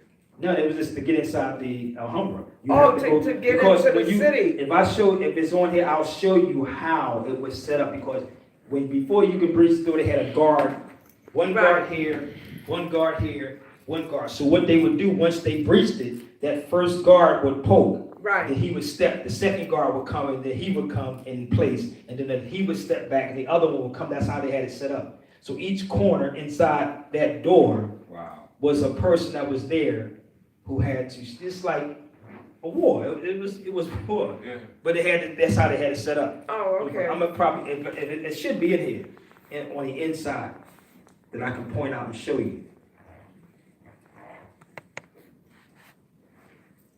My bad. Look what that says. Casa Morisco. You doing? No, go back. That one? No. Go back. Go further. You go forward. Forward. Now this is me holding J.A. Ryder's book. Because I had the book with me when I was moving around. Yeah. To show the connection that J.A. Rogers was not lying in his book. Yeah. We went to Spanish Negroes, Cadi Negro. And I said, wow, this is crazy, man. People talk about it, but here it is, right When there. the actuality of it Yeah, to be is there. transformative. Yeah. People was trying to figure me out, like, what is he doing? I asked a random dude walking past, can you take this picture for me? And he started looking up. I said, look what does it say right there? He said, Cadi Negro, Street of Negro. But there you go again, that's the daytime shot. Okay, so now, this is in that children's book I just showed y'all. Look what it says right here. They fought amongst themselves. This is what they teach in their children. This is what they teach their children over there. They fought amongst themselves. Right? The Christians took advantage of them. What are we doing today? Fighting Same amongst thing. ourselves. How are we repeating the same exact thing with these Moors? I'm over Spain looking at this like, oh my God, it's repeated itself and they don't even catch it. These Moors, and they're prepared for this. They are prepared, and we are over here fighting. Yo, I belong to such and such. Okay, dude, all Moors not the same, brother. But that's why I don't argue with my 5%ers. I don't argue with the Nation of Islam. I am in the Nation of Peace. I don't argue with you if you're a Christian. Do Christian age, like peace, praise the Lord. I'm that too. I'm gonna give you true Christianity. We are arguing amongst ourselves, and when the European, that's why I tell people that Facebook and YouTube is dangerous. Very. It is dangerous because they are watching this. We don't even have to tell on ourselves. We are basically on YouTube and Facebook Yeah. fighting and don't understand the history of what took place back then. But the children know this. They're being taught this. You're gonna let the devil in your living room. There you go. And we are and he's in the living room. And we sitting right here. So they fought. That means tribe. That's tribes. So each kingdom, it's like all the Moors who were not all the same. You may have some Muslims that was Moors. You may have some Christians that were Moors. You may have some Jews that were Moors. But if we study the true form of Christianity, not what we're practicing today, the original form is Tawahido. Yeah, Tawahido. Tawahido is Tawheed, which means one. Yep. One. Oneness. So it's all the one. So we're arguing. But I hear more say, well, brother, do you have to be a Muslim? Nah, dude. But break down what a Muslim is. I am a Muslim. I am a Christian. I'm a true Christian, not the All of Roman those. form of Christianity. So when you start arguing, they're watching. Oh, that's the Moors. That's those And use it Muslims. against them. No, you can't. That's why people like, what is Sabir? I had a yarmulke on yesterday. Like, what is Sabir doing with a yarmulke on? That's me. I'm a Moorish Jew. I told a Jew that in California. He knew this. He didn't argue with me. People always saying you, always tell me you and that Moorish thing. Doing that more and don't even realize they're talking about themselves. Because they don't have knowledge of who they are. And they're fighting against Brother Taj when we're trying to tell you. He may have his own way, but I have my own way for researching and studying. But we're the same. But people are arguing with us. And they're not picking up not one book. Right? Not one. Oh, that's the white man's book. What amazes me, Let me figure it out. What is the white man's book? So if I go to Spain and pick up a book over there, you're going to tell me that that's a Spain. Give me a black book then. Oh, it's only slavery. My bad. what amazes me is when you are trying to show them some facts, They don't want it. they don't want it. They can't handle it, dude. And they don't, No, they like refuse a friend, to of, handle a friend of mine always tell me, I ain't gonna look at nothing else but the Bible. There you go. He's been conditioned. Even And that's that's the ours. key. But even that's ours. But the thing is that people have been conditioned. Yeah. They've been so conditioned that they don't want to, it's responsibility when you wake up. I told you, when I was over there, Exactly. I was scared. I was like, dude, this is insane. I'm really, might upset some people when I come back, because what I'm seeing, it's insane. Yeah. And we don't want this. You can upset a lot of people when you start talking about knowledge yourself, bringing facts, because some friends I've lost. You know, And you're going to lose a whole lot of friends, believe me, you. Yeah, they want to be in a box. I think what people need to realize is all these connections that you made with this Taj, Dr. Smalls, and all these other people that you came in contact with, and your short limited time that you got to this point. And like I told you, when you went over, I've been telling you for years, get your passport, get your Yes, he passport. did. I ain't gonna lie. He did tell me that. He was beating me in my head. He said, get your passport. Get a passport. I was I said, like, dude, because like I've been other places, and like when you go other places, they don't ask you, they never ask you your color, they ask you your nationality. yeah, they Right. do. Every place I've ever been, they ask you your nationality. They don't ask you what color or anything, especially like in London. They don't ask you that. Yeah, that dogma, you see, that's what that French Muslim school, you'll believe. Yeah, when you wake up, I felt like Malcolm when I was over Just there. wake up. So Yeah. I'm just proud of y'all, just getting the information. And like you said, you know, a lot of other Moors is here and there, and it's like people are not making this connection. It's like they like that horse, the racing horse, like That this. tunnel vision. Don't want to hear They nothing. don't want to hear Yeah, it. because they're comfortably numb. And- That's what and it is. It's like Very comfortable. when I was at the mosque today, it was like it's coming to a head, and everybody gotta be ready. Yeah. And people just not ready. 'Cause You're not ready. You better leave him alone. I honestly, man, like I said, when I was over there, I didn't want to come back. I said, I'm done. Yeah, I'm scared that I'm in America. You was on the radio, you said that. Yeah, man, I'm done. Like, I don't wanna come so, back. it's so crazy, man. Now, this is the basketball team. It was so funny because when I was there, I told them I was from America. I thought they was college students. I ain't even gonna lie at first. But what took me out with them, I say, wait a minute. They was like, yo, let's get a picture. You from the States? Let's get a picture. And a lot of them are from the States. A lot of these dudes are from the States, but they go over to Spain for basketball. Yeah. You know, he was the oldest one, the brother right there. But they were taking pictures. I think he was a team member, whatever. They were taking pictures outside the Alhambra. I said, for a photo shoot, I said, wait a minute. The Alhambra? Like, where are people at taking pictures of this? They're outside the Alhambra taking pictures. What the fuck? This is, They know. they know. Everybody over there knew, dude. Everybody knew. Everybody over there Don't knew. know. This is on top of the Al-Kasbah in Malacca, when I went to the top. And I was talking to a Muslim up there, and I was getting ready to plan on going to Morocco from here, because it's easy to get to Morocco from here, to get to from where I was at. So this is like another hour and a half, 2 hours away from Grenada. Malacca is like more like Miami. You know, you got nude beaches and all of that stuff there. So, and yes, I did. I went down there with my sunglasses. I was right on that beach, dude. I seen so many joints jumping up and down. Boy, I was like, dude, like, no, for real. I'm looking like, oh my God, like, is this real? Like, and I'm looking at children on the beach. I said, they don't care? Like, they playing in the sand. I'm like, man, I'm looking like, dude, girl, I'm like, damn, boy, look. You know, I'm cutting my eyes, they chilling. Yeah, man, I'm a man. I forgot exactly what this was. It was huh? Oh, this is me walking up the Alhambra. I mean, the Al-Kasbah. Actually, I forgot the video was on here. It's dope. Yeah. And you're talking, It's like we're walking up that mug, ain't you're talking an average of over 1,000 years. we? Yeah, before the United With States. those stones right there. Over 1,000 years. Look at this. This is before the United States. I'm walking up Yeah. the steps. I'm still getting up there. I was sweating like a mug. It was like a buck out there. Those stones is like so pristine. It's Yeah. sickening, man. You had to walk. You have to be healthy out there. You literally, you ain't seen not one fat person yet. You shoot. You literally had to walk up this.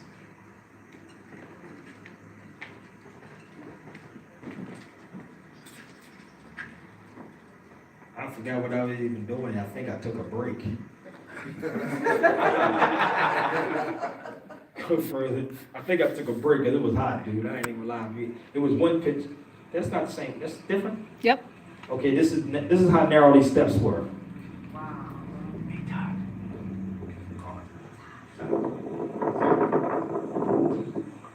Mediterranean. This is how. Wow. Albania. You have to travel. Man, I tell everybody you have to go. And I had a fez on, bro. But I had fez on the next day. One day I had my baseball cap on, one day I had my fez on. Moorish, man. This is one of the Moorish castles in Malaga, Spain. You hear me? You hear me breathing, right? No, man, them steps, and listen, it look like it's easy. Was that coming from the beach? No, that ain't at the beach. That ain't coming from the beach, man. I'm out of breath walking up this joint, man. Like, this is the top. It's a Coliseum over there also. Man, I was out of breath like a mother. All right. Okay, there, right there. The Moors mindful of the importance of Malacca. He made several attempts to relieve it. See? This is how crazy our history is, man. We don't talk about Malacca. We only talk about the Alhambra. Only thing we talk about is the Alhambra. Now this is in Cordoba. This is Muhammad also. This is in Cordoba. This is a Muslim. This is outside of the Mosquita It's like the east side. in Cordoba. Yeah. No further. You see these statues all day long. This is Washington Irving. He was a diplomat for the United States. We don't even know about him. We don't even teach this. Suffer the hell is horse. Huh? Suffer the hell is horse. That's all you want to know is about the Headless Horseman. Go ahead. That's his statue again, up close. 1783 to 1859. And people were taking pictures in front of that. See, I'm rocking sandals on and off, dude. I'm walking. This is the dirt road was hell, dude. But it was clean. I mean, I liked it. That's Washington. That's one of the books I bought. This is the Inquisition. The Inquisition, yeah. You see the way it's spelled? Yeah. La Inquisición. Yeah, totally different the way we spell it here, ain't it? Inside here, they were showing the torture of the Moors, and I'm walking through again. I'm giving history lessons as I'm walking through the door. Like, really? Yeah, this is on a little block in Cordoba. Yep. Brother. I have a question. Yeah. Oh, it's graffiti out there. Trust me, it's the hood too. I have a question. Where'd you get your pendulum? What caused the downfall of the Moors? Greed, the same way thing we're doing now. Oh, Greed and okay. infighting. In-house fighting. Oh, That's why I okay, showed yes, you. okay, yeah, We're I got in-house it. fighting right now. Yeah. Because one is not in a temple is not in this, and you got these cats They going ain't back in the and forth. mosque, or I they don't, ain't- that's why I said I don't do any of Sunni, that. I don't belong they- to nothing. Yeah, Okay, I get it. all the schism that you see. All the I schisms. get it. Mhm. This is outside the Alhambra. No further. Go ahead. Can I interject? Sure, Now, a lot of the schism Brother Muhammad. come from the corruption of the priesthood. Both the Constantinians claim to be Christians. So when we talk about European Christians, we're really talking about Constantinians who are pretending to be Christians. That's why the science is corrupted. So for power games, and a lot of that corruption was adopted by the different of the Sultanate. And so you have the different levels of the Sultanate,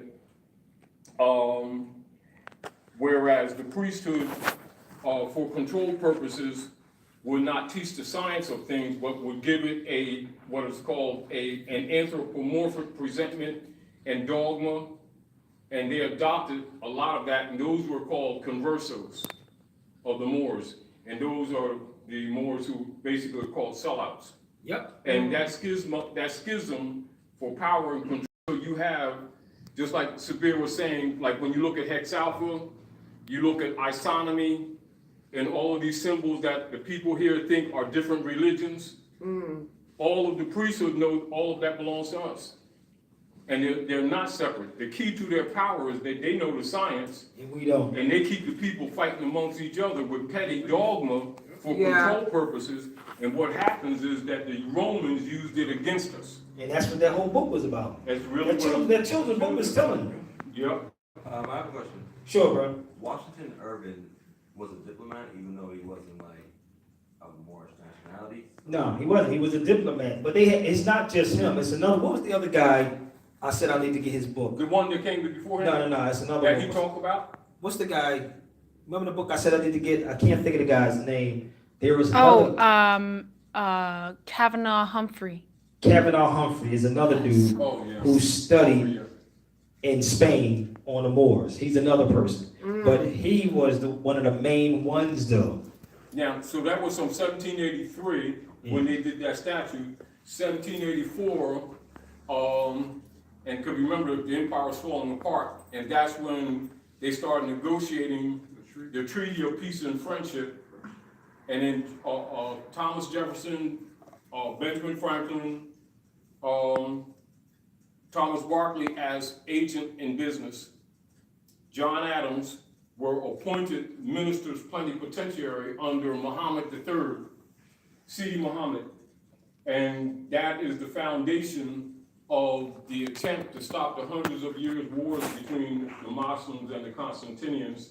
And that's what the United States is. The original United States Republic was an agreement or union to maintain or reset the Moorish principles, the honorable principles of government that has maintained the integrity of government. This is why Obama, the Kenyan, he's also a Moor.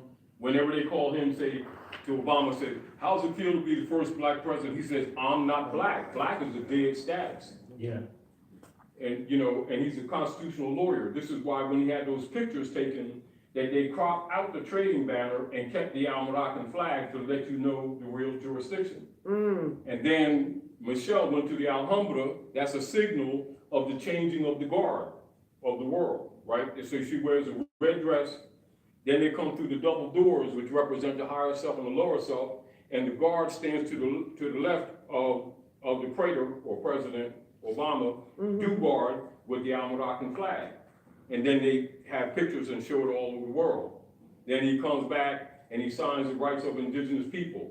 And then 2010, before they made the trip, the Jew, Rahm Emanuel, who later ran for mayor of Chicago, which is the sister city of Mecca. So you gotta know geography too. The first thing he issued from his desk on the first full day of the winter solstice, which is December the 22nd, the proclamation from Chicago telling about Noble Drew Ali, telling that we are the people of the land here, North, Central, and South America, and he's a Jew. You know, so that is a signal to the world of the problems that you're seeing taking place now, where the governments of the world are no longer buying the U.S. Treasury bonds. Nope. You gotta know the history of that. That's a signal to us to start getting our act together. And I tell people this all the time. Yeah. And anybody, I'm gonna say this again, I'm gonna say it in public. Oh, he also exposed when he went to, that's why he went to Hikupta, which we call Egypt, capital dominion of the Moorish Empire, chapter 47, and exposed that the American Constitution comes from Muslim law. He's telling you this. Oh yeah, a lot of stuff comes, if you look at it in history, but I'm gonna say He's this. telling you history. I'm gonna tell everybody.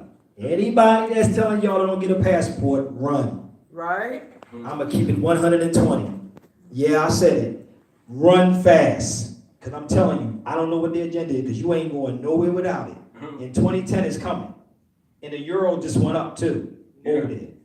The euro just went up. So anybody telling you don't have it, good luck. And this is the other Because deal. you ain't going nowhere without it. And this is the other deal for many of you who in relationship to what Sabir just said.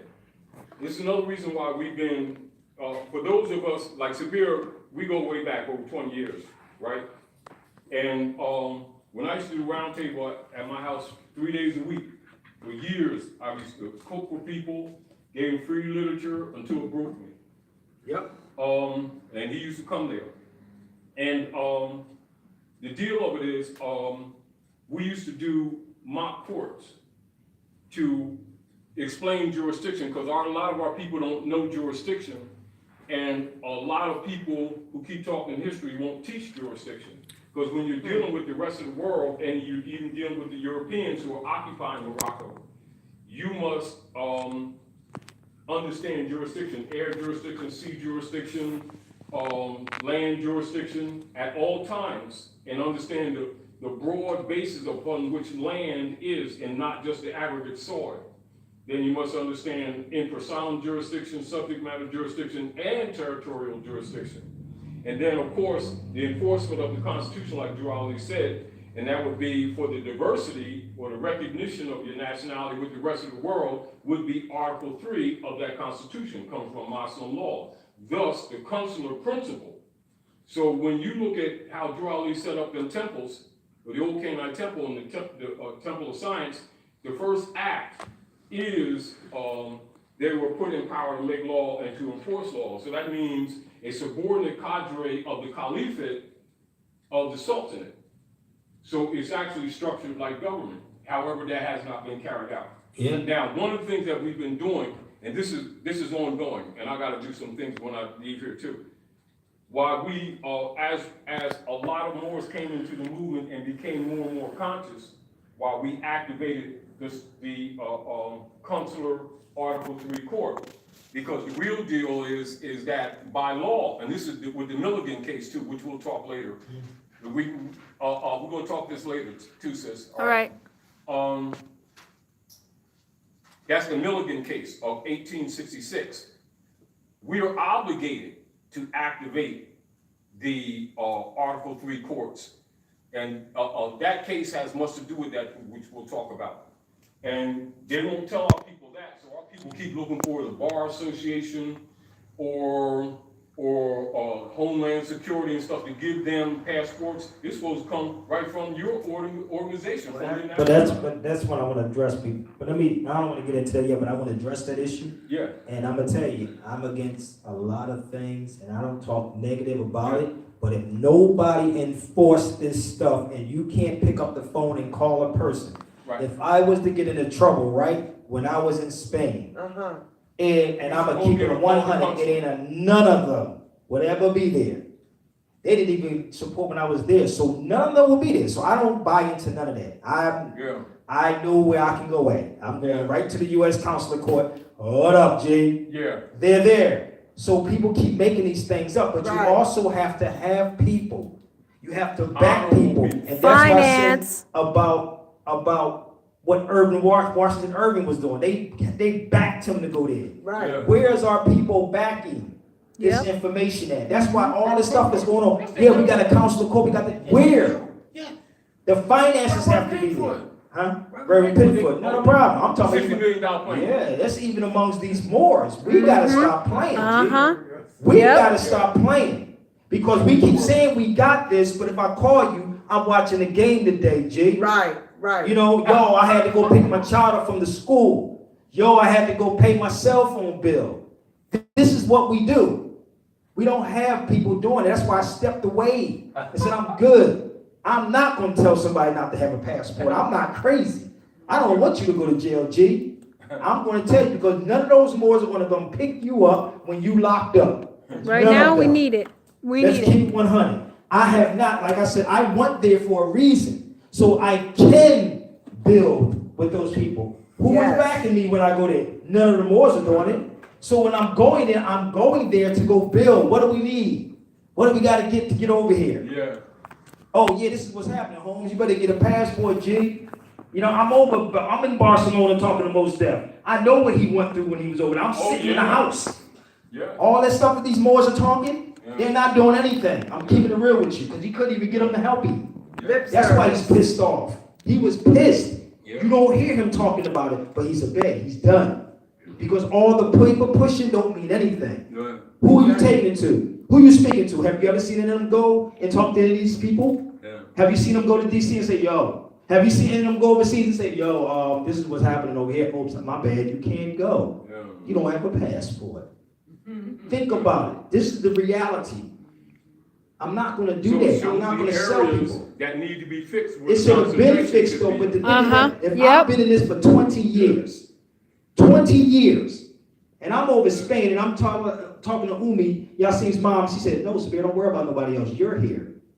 This is what she said to me. Don't worry about them. You did it. Right. You can't. So when people say these things, what in 20 years, I'm not going to be stuck. Every time I'm doing it, I'm going further and further. I'm not going to stay stagnated at all. And I understand it takes finances to make this thing work. I'm not staying stagnated Right. and saying, yo, this is what it is. Leave and experience it. I'm over here talking to brothers like him, like, yo, Muhammad, what's Right. up? This is Muhammad. You're building. Walking Yeah. down the street and say, what can we do, brother? How can I do this? He's from Senegal. Yeah. I said, brother, take my number down. Yo, let's build. What do we need to get over here? They're the ones that's telling me what I had to do when I was there.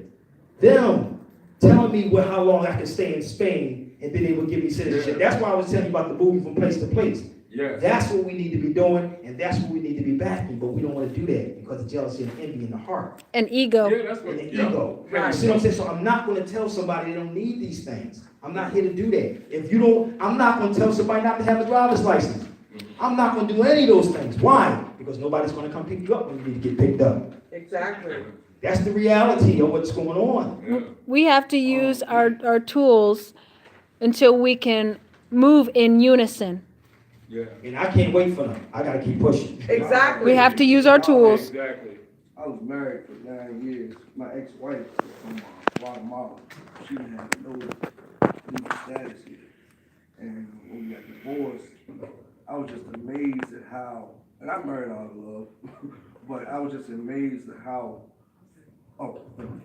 I was just amazed at how far she got in court when I'm a citizen, so-called citizen. You assumed. Yes, what I assumed, and all the resources that was available to her. She took my kids. I didn't see my kids for almost a year. Wow. It was just heart-wrenching.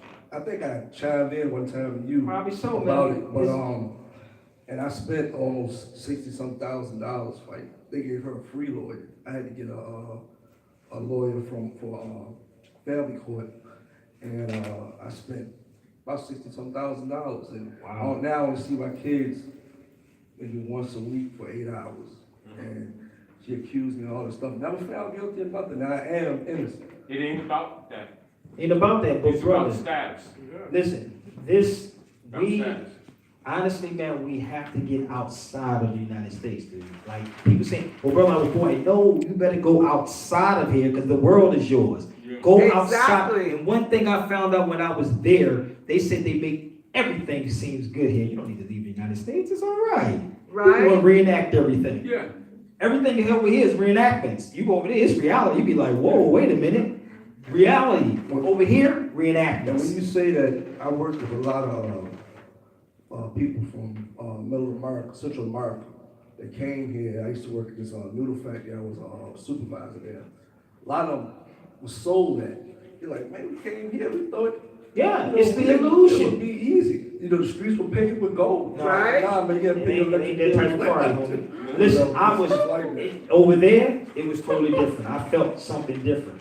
You know what I mean? Over there, that's why I said I'm ready to check out of here in a couple of months. I'm out. I'm going back overseas. I ain't coming back. That's real. I was like, I'm out, and I can get to everywhere I need to go at for $30. Italy, Germany, Africa. I can go there. I for keep cheap. doing Man, that I'm to you. out of this mug, man. Let's go back into these slides. We're gonna open it up real quick. Hold on, let me do this. Let me run through these slides. Because I didn't eat anything and I want to run through this. And if you have any questions after about the trip, just let me know. Anything, passport, whatever it is, hit me up. That's a dope picture in the back right now, Alhambra. Go further. Where else? What back up to the Stones? In Philly, when the Odd Fellows met to steal your birthright, and of course they do the mummers parade in Philly. Where do you see those stones like that? I remember seeing that at Down Carpenter's Center Hall. City at Carpenter's Hall. Carpenter's Hall. Yep. Carpenter's Hall. But this a whole, you have to literally walk through here to Yeah. feel that energy, y'all. Go further. Yeah, we done went through all that. That's the top. Go back. This is I can play this. You can play this? What is this? Oh, check this out. This is in the bathhouse. This is my tour guide. She was cool as hell. We have the stripes of the That's right. sharks. 1, 2, 3, 4, and 5. The same number as times they pray every day. So what they would do is to put crystal colors, 5 colors, 1 per each stripe. And in that way, as long as the sun was moving, the color of the room will change. And when the color of the room changed, they knew it was praying time. So thanks to these ceilings, they could enjoy and relax inside the That was her. She the one that was telling me everything about the history. I got cool with her, boy. She was dropped. She didn't want no Spanish up here. I got you. I was like, really? But they would put these colors up to let you know what time prayer time was. So they would light just from the sun. It would go different shades and let you know it's time to make salat. The five stones is up there. And I'm looking at the little girl. I'm looking at them. They asking mad And questions. again, that's the procession of the sun. Man, go for it. Look at the little girls. They was all I in know there. this was important. Let's go. She was cool as heck though, man. She said, you come back, you can stay here for a minute till you find your spot. I said, really? How am I You up there in the corner. You keep over in the corner. I know. This is the bathhouse. Let's go further. Yo, those sneakers became dirty as heck. They was brand new sneakers. By the time walking out there, I left them in Canada after that. Oh, they where do you became get the dirty. where do you get the pantaloons? With The pants? pantaloons, yeah. I bought them out there. I bought 3 pair. It was only like $10. Yeah. I bought 3 pairs of in the shirt. I was buying stuff when I was there. I was dressed up like a mug out there, mug, boy. Go further. My MC Hammer pants. Yeah, man. That's the family that wanted to take a picture with. They paid me 40 euros just to take a picture. That was so fun. This is 2 separate families. And they was like, can we get a picture with you? And they gave me 40 euros. I said, whoa, wait a minute. This is after the tour. I said, can I get a picture too? They said, he's family now. So I'm going to be in their house, wherever they live at. I don't know where they from, but I'm going to be in their house. That's the guy right there. That's inside the The mosque. Sultan. That's the Sultan. That's all they kept calling me, a Sultan. He said, you speak Arabic? I said, nah, dude, I used to. I know Bismillah. That's the fountain further. That's amazing. We should speak Arabic. Yeah, I used to, when I was in Sunni Islam, I did. Now this is a closer-up. Go back. This is a close-up of Yahudi. Now if you go online and look his name up, it ain't going to be spelled this way. It's going to be spelled totally different. Somebody Google his name right now. Watch.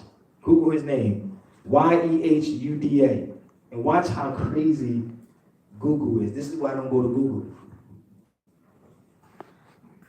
They have everything backwards. Oh, this is by design. That's why I don't do anything on Google. That's Look what, his name up. oh, interjection. Tavistock Institute, Queen of England. And, Facebook and Google is used for advanced mind control. That's why a lot of times I don't, I'll look at stuff, but I don't necessarily use them platforms. Nope. Nope. Did y'all find him yet?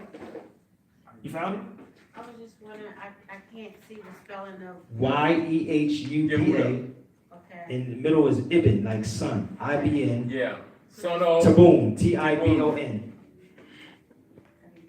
The T-I-B-O-N. whole thing, I didn't get. Yahudi. So- Hold up, Tyler. Let me do this. Hold on. Y-E-H. Y-E-H-U-D-A. Why is it sell website? And the middle name is Ibn. They, I-B-N. got it on Tabon. T-I-B-O-N. T. I-B-O-N. YouTube.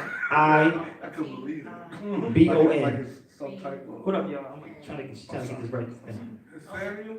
I got Huh? it, thank Does it got the Samuel in it? Say it again. Yahudi, then Samuel, Ibn Kabum? You see what I'm saying? Now, how is it spelled? Samuel. Judah. J-U. I know, but how is it spelled? With a J. Ah, And, Yahuda okay, is Judah. Now, the average person who didn't go there, they would look at that and think that's how it is. But this is the original from 1120. 1120 to 1190. Interjection, purpose, and this is back to the mind control, because they want to project the J prior to the 1700s. When the fact of the matter is J wasn't used in the language to 1700s. This is so they could promote the false narrative of Jesus. Yeah. This is what they're doing. This is When actually, just like when Drew Ali said, he says, a lot of times we don't use that name because the European has corrupted it. And because he said, well, we're really Yahudi, or what you call Jews. That's a. So when even in That's the a good Moorish point. temple. It is. It's so this stuff is That's so deep, crazy. man. I didn't link the two. This stuff We're is not so Jews, it's Yahudi. deep. Yes.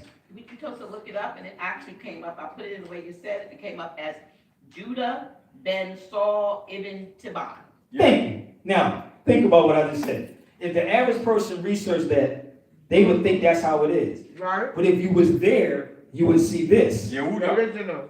The original up here. And if you're saying what we call Jew now, which is really false, is Yahudi. Let's go a little further. Yahudi would be these Asiatics who are the real Yahudi, or what you call the real Jew. But Jew is a. Okay, so here you go. Hold up, Tyler. I'm gonna cut. Here it is. Now remember when I told you inside the Alhambra? So this is on the inside. So they would have this is the doorway. One guard would be here. The first one would stick. The second guard would be there. The third guard would be there. So each one would move till they move on the inside. I said, yo, that's strategy, dude. It wasn't no joke. This is the inside. So this floor would be slippery with oil. So they would throw cans of oil in. Throw cans of oils to make you slip. I said, yo, we were vicious, boy. Whew. Further. That's the Cadeau. Look how big that place is. Yeah. That's the Mosquita in Côte d'Ivoire. That's how big that was. I was like, yo, this is insane. You'd be surprised how many Europeans went to go see this and was taking. It was all people from Portugal, you name it, all over here looking at this. And I'm going into the history of the swastika being up in there. And like, we know about that ain't nothing new. But if you listen to these so-called scholars over here, you would think it's This is another one. This Ben Mohammedans. He was another Muslim. He's in Cordoba too. These are all statues of Muslims in Côte d'Ivoire. This guy was famous. This guy was a Jew. They would walk up to, if you look up, I think I have his name up close. This is that same dude. That's the dude. This is the Jewish guy, my bad. This is the Jewish guy, but they would touch, he was like a philosopher and something else, a scholar. But they would walk up and touch his shoes. Go further. Look at him. Look at him rubbing him. They're all rubbing him. He got buried in Morocco. This is the Muslim right here, Muhammad. 1965, but this is Muhammad's picture outside the Qudba. So they know Muslim, Jew, same thing. Yep. Go ahead. Excuse me. This is the Alcazar.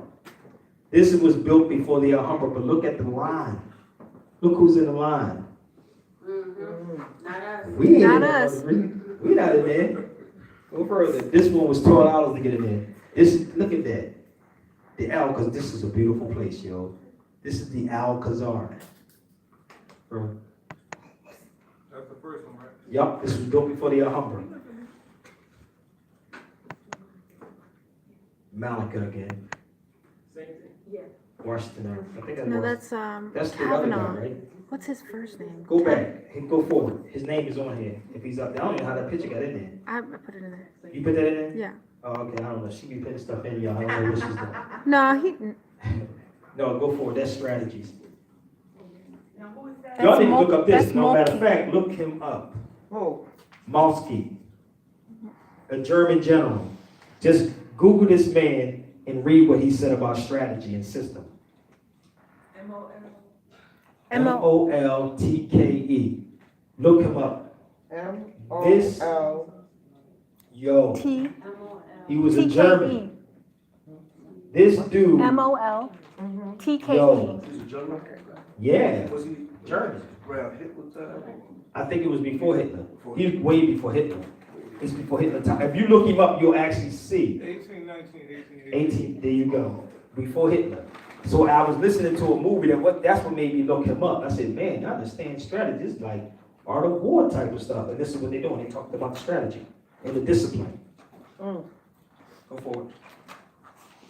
Go forward. That's art. Washington Irving. Go forward. Oh, this is my book right here. Let me show you something.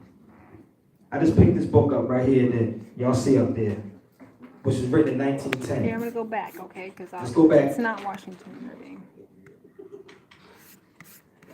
That's it. The Jew, the Negro. I'm talking about this one. He spoke about Washington Irving, this guy who wrote this book. Now I'm gonna show you what I'm talking about. This guy spoke of him. They study us. Yes. They study. This book was written in 1910. The Jew, Negro. How many scholars y'all ever hear talk about that? None. That book has been out since 1910. And he's speaking about Washington Irving. The connection is real. Let's go forward. The designers Actually, too. he talks about the Carthaginians too. He talks about the Phoenicians, which is us. Brother. Look. Taj. The Barker. Anybody know who that is?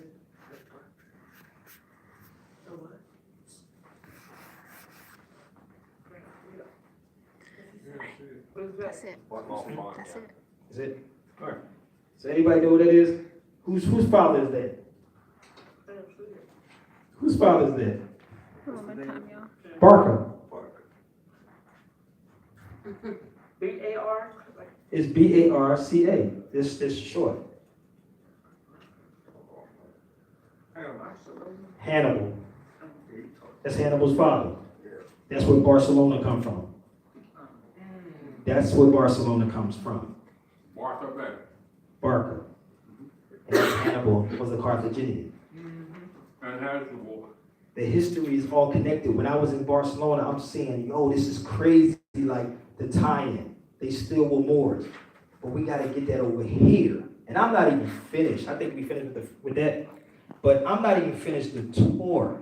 I'm going back in April for the ceremony that they do over there. They have a spot in Spain, I forgot what area, that they would actually throw the books in the water. It's called the Black Water. Black So Ink the- Day. The Black what? Black Ink Day. Black Ink Day. They would throw the books into the water, and the ink of the water would make the water black. It was the book of the Moors. They would throw them in the water. And they do a ceremony every year. And they still, it is, but it's a whole lot of stuff that, the festival that's going to come up in April, Because I'm going to wear my fez when I I. saw all these people just look like little, very dark monkeys over in. But that's what they do in Spain. That's in Toledo. Okay, yeah. I saw So I'm going over there with my fez on when I go back in April. So I'm going to be there with my fez on. I said, well, that's a bold thing. They said, you crazy, dude. You actually going to be there with your fez on, dude? Oh, yeah. In the mix. Yep, good watch. Yep. So we get locked up. I'm letting y'all know right now. You know, but they get drunk over there. They say they fight amongst each other. Like, 'cause they're black in their faces and put fezzes on. They got Right. one side I was saw the that. Christian, the other side was the Moors. They would fight each other. I'm like, yo, imagine just standing there. Watch. Just with a fez on my head. You think they wouldn't know? They be like, You ain't got blackface. no, I ain't got it. I'm a Moor. That's what it is. I'll be standing there like, make sure the toss will go back and forth. Boy, that'd be crazy. I'm gonna do it though. I'm dead serious. I'm gonna do it. It's gonna be bananas. Huh? That's crazy. It's gonna be bananas. When I tell you, I was doing some crazy stuff over there, man, just to see if I can do it. Like I literally was doing stuff just to see if I could pull it off. You know, but I said I'm gonna do that because I got there. They told me to come back in April because of the mangoes. They said, oh, you gotta come back in April because the mangoes are so sweet. I'm like, what do you mean? They said, boy, it's melting your mouth. I'm like, what do you mean melting my mouth? They said, it's sweeter than in the States. But over here in the States, they gotta pick them, and then by the time they get to the store, that's how they do it. But you can pick it directly off the tree, and they said it's sweeter. The oranges, so you can walk down the street and pick up an orange. That's how crazy it was. Oranges were laying all on the ground. You just pick the oranges up and eat the oranges. That's how it was so like dope, man. Just to be there to see it. And then when you sit with the people, and I was going to random stores, talking to people. And one dude told me I was in what was I in Grenada? I went to a store. He said we was talking about history. And over here, and he said, where you from? I said, I'm from the States, because he started speaking to me in Spanish. And I said, no, I don't speak Spanish, brother. You know, I speak English, whatever the hell, I don't know. So we started talking, and I bought a book, The Morisco's Revolt. Anybody know about the Morisco Revolt? They fought with the Europeans. And what happened at Colosseum, I thought I had it up there, but it'd probably be in another slide presentation, but they had a Roman castle that was being built that wasn't getting paid for, so they rebelled against it because they was not getting paid to build. I forgot what king it was. They was trying to build it, but they didn't finish it, and they was going to war. And I wish did I bring that book? I don't think I brought that book here. No, I didn't. Morisco's Spanish speaking. Yeah. They was the one that converted to Catholicism. They were forced to. Morisco, in Roberto's. Mexican means shrimp. That's how I was wondering. Shrimp? Shrimp. Yeah, I know, they got them all in LA. Yeah. You got them all up in LA. But if you know the history, you can tell them about it. You know, because you understand, look at the sea. You know, and some people say the Moors mean seafarers. You know, some people say that. Navigators, seafarers, all that. But one thing I can tell you that they do know who we are over there, but you cannot say Moro. Moro, it was the funniest thing. Moro means that you're coming to kill me. Because they knew about the Moors. And I'm in the hotel talking to the guy behind the desk, and I'm building on the Moors. You know, I'm in the Moors hotel basically. It was so dope. And what was that? Seville. So I went to the front desk and I leaned on the desk and I was like, you know about the Moors, the Moros? He said, oh, don't say that. You know, he's like, don't say that. I said, what do you mean? The Moros, that means you're coming to kill me. I said, really? I said, well, I'm the Moro. I said, look like I'm gonna kill you? He said, no, you're different. But they call us Moors or Moros. But it was funny, but they were saying you're coming to kill me. Because they'll tell you the Moors were diabolical. We were diabolical. We were doing slaughtering cats. We slaughtered our own people. So they refer to them as killers. Worse than the Romans. They refer to them like killers. Yeah, because the Moors they didn't play that. You didn't see, hold up. Do you have a printer here? You mean like, can I scan something? Yeah. Yeah.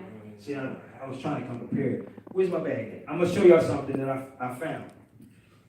Give you 1 second. You can pass it around, but I thought it was a printer here so you can print this out. There was an article about the Moors having courage. If I can find my, See my 100 amazing facts about the Negro? Is it up there? I don't know, but I thought I, oh, my book out. Give me 1 second. There's, not that one, because you don't have it in your book. I got it right here. You want me to make a copy of the dinner prayer? Okay, because everybody should have this. This is a copy.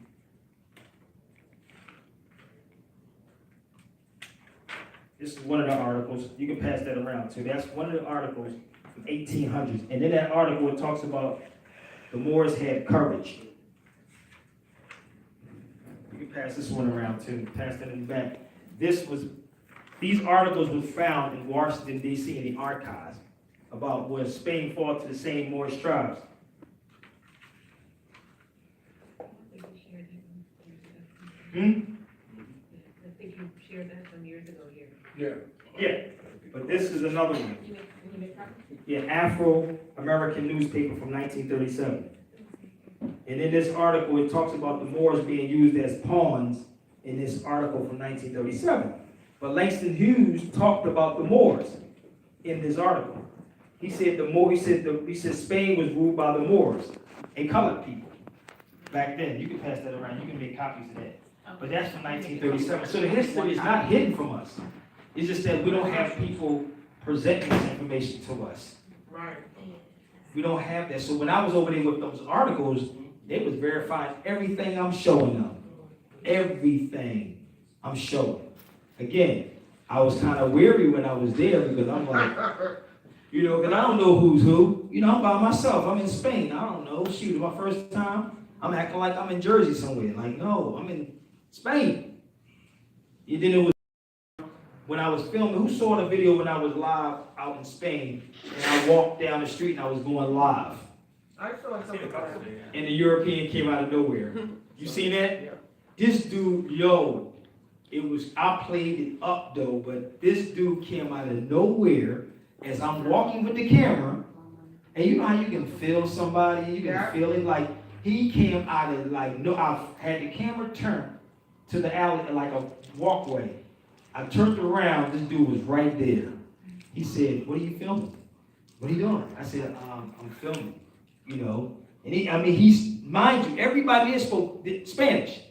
This dude spoke like niggerish, like this is Philly. It was like he was from here. And he's asking me, "What are you filming?" I said, "Well, I'm doing a documentary, blah, blah." He said, "Oh, what do you want to know?" "I know everything about Spain." I said, "Really?" I said, like mine, I turned the camera to his face.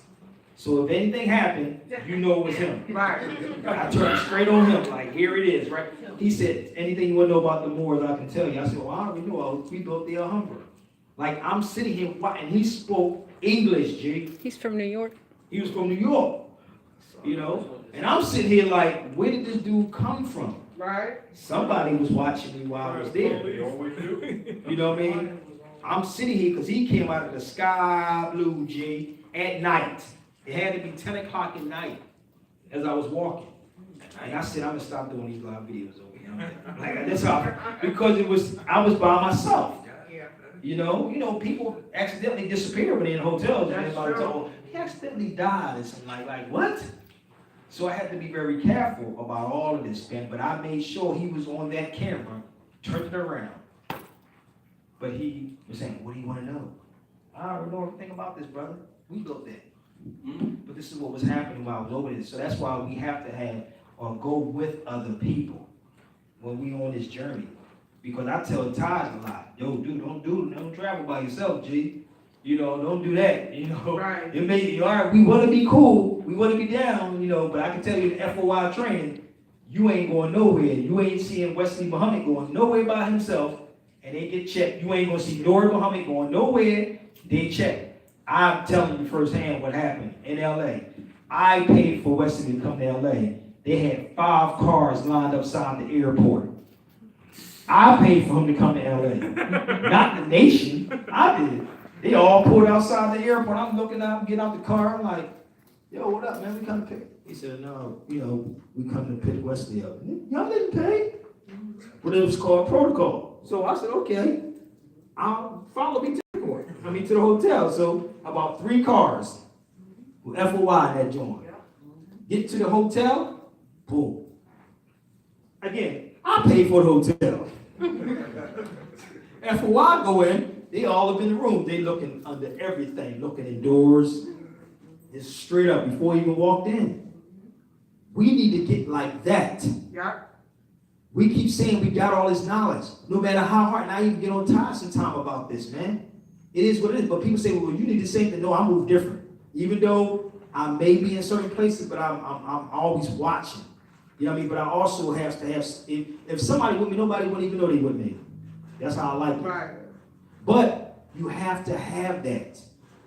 Because if we get locked up today and tomorrow, who's going to bail you out? Who's going to, you know what I mean? What are you eating? All these, who's going to know? How are we going to do this? They really screw with your, when you do YouTube, they really screw with your, Do what they want to do. It ain't mine. Don't say mine, it's theirs. yeah, exactly. That ain't gonna never stop it. But it's just, ever since I started following, watching some of your streams, my phone. Yeah, they're watching. Listen, dude, it's not a place you can go without them knowing. Trust me. And maybe they can learn something. But the thing is that they do learn something, but it's when people say it's mine, it's not yours, it's theirs. Right. So I don't get upset. That's why I never get upset when they mess with it. I can care less. It's like you can't stop it. I'm gonna shoot to something else. Okay, I'm gonna shoot to something else. You can't get mad. You just gotta keep going. Even if I don't have that, I was doing it before there was a YouTube and Facebook, so I'm good. You see what I'm saying? So it doesn't matter what they do. So they're watching everything. So when I hear people say, that's all you need is X, Y, and Z, I'm like, dude, they watching you, G. Keep thinking they're not. And the feds don't lose no cases. The feds just wait for the right time. Right.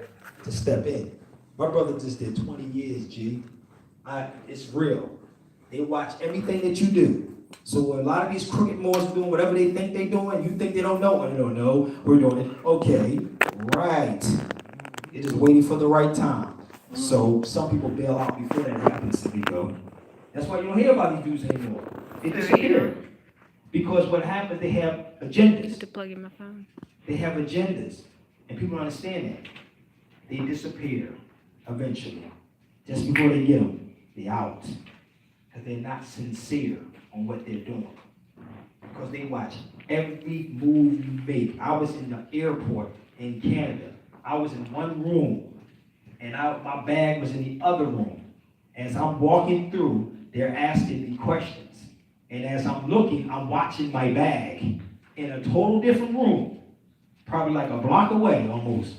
I'm looking at my stuff. They're saying, well, what do you got in your bag? Anything you want to claim? I'm like, and if I would have lied, everything I can see directly in my bag I had.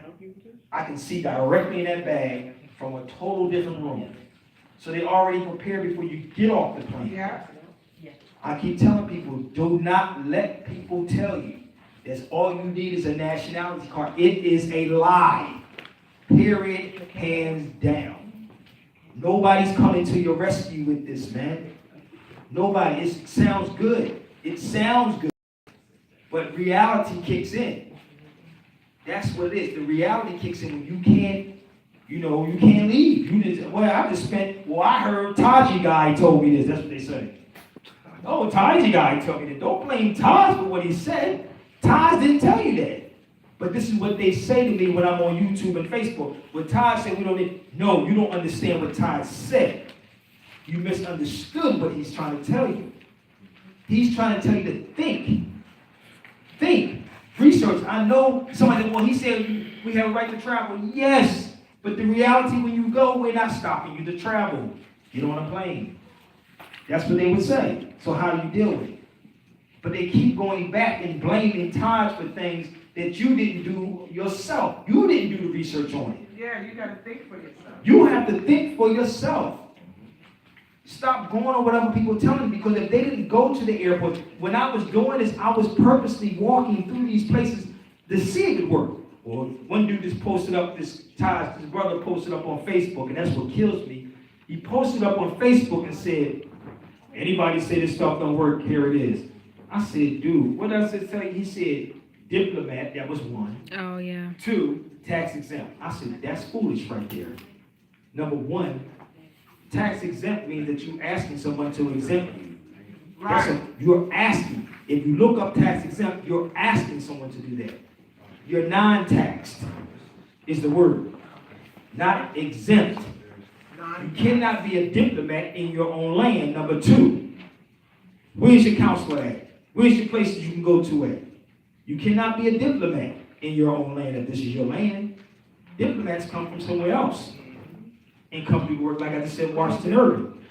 Regardless which way we want to look at this, you got to understand practical. You got to look at the system. Watch what they're doing. Look at what they're doing. You got cats that have, and we telling people we don't want to fly? Where's your private planes at? That's where I'm going at. I'm looking at that. I just found out the other day that Denzel Washington had his own plane. I said, I need to link up with him, huh? Think about it for a minute. That's chess. Nobody knows Denzel Washington got his own private plane. You don't hear about a broadcaster, do you? No.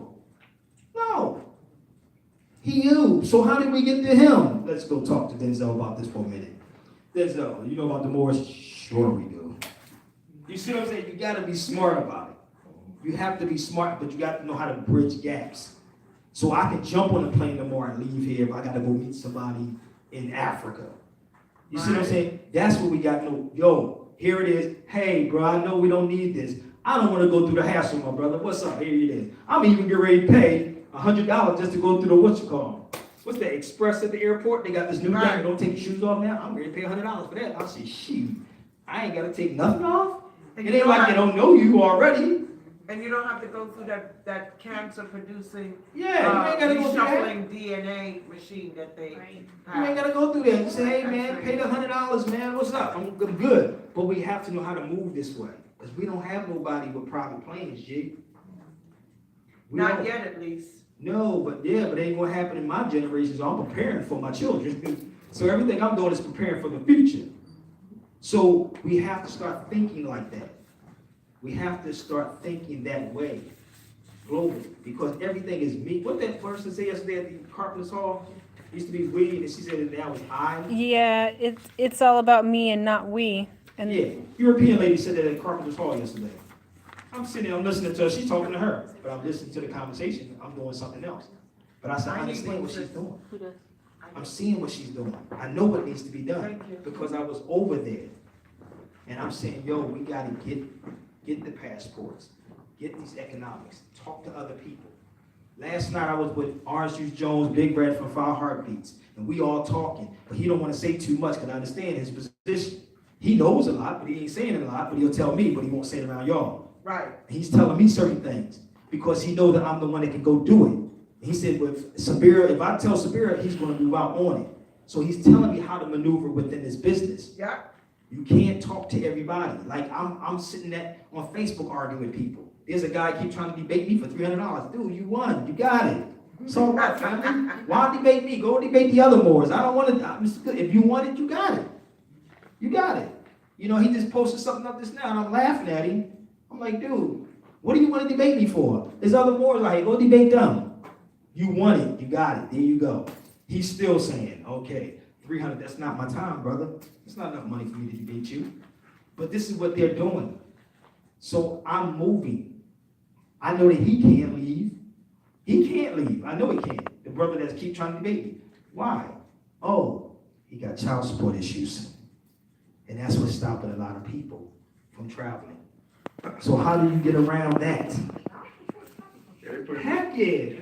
Passport, baby. They even take your license. They're taking your license If you're now behind. and your passport. My boy right now is in Texas. He was in the military. He said his baby mom got him. And he's like, dude, I take care of my daughter. But it's the setup. So who do we have to go over and say, this is what is happening to our people over in the States? Right. Who do we have? Who are we back to say this is what's happening in the States? Because a lot of us suffering from that. The child support thing, I have that problem. See? And I took to my car accident, and I got $5,000 for the car accident. Child support took it, and I thought that would wipe it out. Don't you know, I owe like $6,000, and when I checked it, it's still $6,000. Yes. It's a real game, dude. And this is why people are trying to run to this Moorish information. Because you're getting a little bit of this information. I was with, who was it yesterday? The brother, Flash, from 5 Heartbeats. Flash. John. John. Yeah. He's talking to me and he's going in one ear and out the other because I know where he's going at with it. Yo, man, I have children. But you still playing the game, dude. You trying to talk to every female yesterday, but you going through an issue with child support, but you keep trying to make more children. Do you understand the craziness? Like what's going on? He's trying to talk to every woman yesterday. I'm like, dude, if you don't get it, yo, I want to talk to you for a minute, Sabir. I'm like, dude, take care of your children, G. Even though, listen, kiss your baby mama's butt, dude. I'm so good. Because that's stopping us. I'm serious, man. Like the drama that you gotta go through, man, with these people. But that's why, what you call, Griff can't leave here. Griff can't leave. You never seen Professor Griff leave the United States on public enemy tours? Have you? Go to any public enemy tour and see Griff. They banned him. He can't. Nope. That's what he. Child support, G. He recently just came up and said it. Oh, wow. He recently just told, but I've been knew it. I just don't say nothing to nobody. I know why people can't travel. But if I was to put it out there and say you can't travel because you got child support issues, you see what I'm saying? But that's not me to do it in public like that. Exactly. They know what they're dealing with inside. Everybody that's talking know what they're dealing with inside. So I'm not going to tell you not to have it. I'm going to encourage you to get it. And if you get it, know what it says. Know what it's about. Because I had the application, I saw what was going on. I said, okay, now I know how to sign these documents. I know how to do this. Because no matter which way you flip it, you ain't leaving here. I don't care what anybody said. You ain't going over there. To Canada, now they said Mexico. Because Mexico, one time, you can actually walk. Right, exactly. But the wall is coming. The wall is No, coming. but since Trump been in office, Mexico said you have to show a passport. But I know when I was over there, I had to show it coming back, but not going over. Because now I have to show it going over. Yeah. They're not playing, G. So if nobody's, it's just like law, you have to be up on everything that's going on. They have to constantly be doing it. So we're not talking like that. We're saying, yo, you don't need this. Yo, well, where did you travel without it? I'll wait. There's so many of us doing so many different processes Yes. that it's ridiculous, It's and ridiculous. people are getting jammed because of it. And we, like I said before, we need to work in unison. We need to come to one head. People want stuff in a microwave. A That is microwave. true. And we're so busy, we're so used to filling out some paperwork in order to get food stamps or something like that. It's a get out of free, jail free, whatever card. We just need to sign here and get some food stamps. We're so used to that we are still looking for processes, and we're stopping our reading. We're not reading anymore. It's so We think much- we know everything already. Paying somebody else. 3,000, man, I didn't have Exactly. lawyer. And it doesn't work. Yeah. Even the black, even some of us that's conscious. I'm seeing cats hit me saying, yo, I just paid 5,000. That's what you do. You could have gave me 5,000. I could have did another documentary for $5,000. You know, I'm on that. Like, bye. Like, seriously, that would have. It's when we get in trouble, we want a microwave way out of it. Yo, this is what it is. No, dude, that's not what it is. No, When I it's was not. doing what I was doing, I'm literally showing people this. I got my passport somewhere in here. I don't even know where that thing is at. It's in my bag. And this is me all day long. I just show it. I don't care. When I was on the train in LA, and in LA, it's a little different. When you're in LA, you can get on the train, you ain't gotta pay, but you're gonna, at the end of the ride, the sheriff sitting at the end of the bus. Yeah. At the end, right? You gotta get off. So sometimes people stay on the train and bypass it. And sometimes they get on the train instead of asking you for your ticket. So some people move. It's always a way around everything. So I'm sitting there, you in the back of the train, right? And they'll come through the train and you get off, or they have one on the platform and one on the train, or four of them. This is how they operate. So when they come to me, they caught me one time. I was like, well, I'm not from here. And I showed them my passport, right? And I made up an address. I forgot what state I was in. How you gonna get that to me? I got a passport. That's more important. I don't care which state I did. Passport, no address. That's being smart. You can create an address in Alaska. I can create one in Canada if I want to. I don't live here no more. I live in Canada, Toronto, 3181 Toronto Street. Like, I can make up something. It's about how you play. How you play chess. It's chess. Chess. So when people say you don't need it, stop. We coming at them full force. We trying to come at them full Yeah, force, you can't, and we man. can't do that. You gonna be a They ready pawn. for all of this. They already prepared. So I'm traveling. I'm being quiet, listening. Okay. Uh-huh. That's what they're doing. All right. Utilize your tools. But you don't want to support me because I'm telling you what's going on. That's why I stopped doing a lot of stuff because I'm listening to this. And I'm listening to the people that's telling me, oh, we got to do this, we got to do this. Oh, this person told me this. Well, this person didn't do it. They didn't walk you to the airport, did they? Did they tell you this right here? Did they tell you the other part of this? So now I get to Canada. The dude in Canada telling me he paid $800 for Cuba. He showed me this. He showed me the nationality card. I said, oh my God, they still got them things around? With his picture on it. And then I said, are you serious, brother?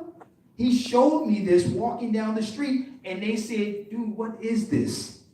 I paid $500 for this. I said, that's your business, homie.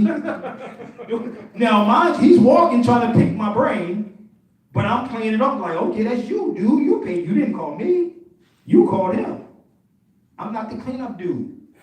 I don't do that. So I'm listening to him. I'm like, okay, keep it moving. I ain't heard from that dude since because I ain't give him no information. I swear I ain't heard from him in Canada since. He would not reach out to me no more.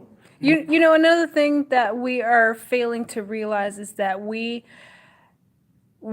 are an ancient people, but we are building a nation. We are creating a nation. And even though the world knows who we are, we have to climb up to that international stage, which means we have to, in some ways, acclimate to what they are doing, because they're already doing it. They're already doing it. And that's namely the passport. Like, we trying to use these ID cards or what have you. They have no idea what that is. And that's what Mos Def went through. He went through hell. People don't understand what he was going through. Did. Yeah. He didn't ain't because he was doing something wrong. It's just that you didn't go over there. So that's one thing I can respect about him. He did it, but he had to sacrifice and suffer when he went through it. Nobody wants to do that. They arrested it. This dude was going in court almost every other week over there. Yeah. Every other week. Where was the Moors at helping him out? Nowhere. Nowhere. That's why I don't deal with it. I'm not going to sell you this dream. I know what this man was going through. I'm watching it. Mm-hmm. It ain't that he did anything wrong. It shouldn't have been none of that. It shouldn't have been none of this stuff that he was going through. He should have just said, okay, this is what it is. Boom, boom, boom, boom, boom. International license. What the heck is it, man? What is it? Who is it recognized by? Okay, it sounds good. But play chess, not checkers. This is what they're dealing with. It's cool. I can, if I really want to tell you the truth, I can walk through the airport with a bill and get on a plane, but I'm going to have to deal with some issues. You can get on a plane with that. If you have a bill in your name, a regular bill, but you know what you're going to go through? Come here for a minute. Come in and sit down for a second. Mm-hmm. This is what they're going to do to you. Sit down for a second. It ain't just nationality. Go sit down for a second. Who do you know? Okay, can we call this? They're going to be doing this to you. Right. In TSU. So you can have a bill with your name on it. It don't matter. So when people tell me, dude, I use the nationality card to get on the plane, I bet you had something else in your pocket. I guarantee you they had it. Even Africa Bambaataa, when he traveled, he just was in Morocco and he was somewhere in Germany, you had to have another piece of document. It wasn't just that document. It's not just that document. Because they're going to ask you for something else. And that's what I don't like is when people come and say, that's all you need is this. No, tell them everything that went on in the airport. Uh-huh. The good and the bad. Don't just tell me what happened. Tell me what happened before that. After you got to keep their money. Because this is what they're doing to people. I've seen it. Hard-earned I've seen people get turned around who has DUIs that can't go to Canada. They has a criminal record that can't go to Canada. I've seen them get turned around in the airport. Visit them sometimes and watch what happens. You be like, huh? What do you mean? My name is on what? And they're doing it. They're doing it. So when people say these things, man, I'm like, I can't rock with it. And that's not my fault because you paid $1,000 for that. That's not my fault. You could have bought $1,000 worth of books. You know, that's what you could have done with that. But they don't want this because there's so much on the internet right now about documents. And I have not filed not near paperwork. I think I filed one paperwork that was a simple Sabir Bey.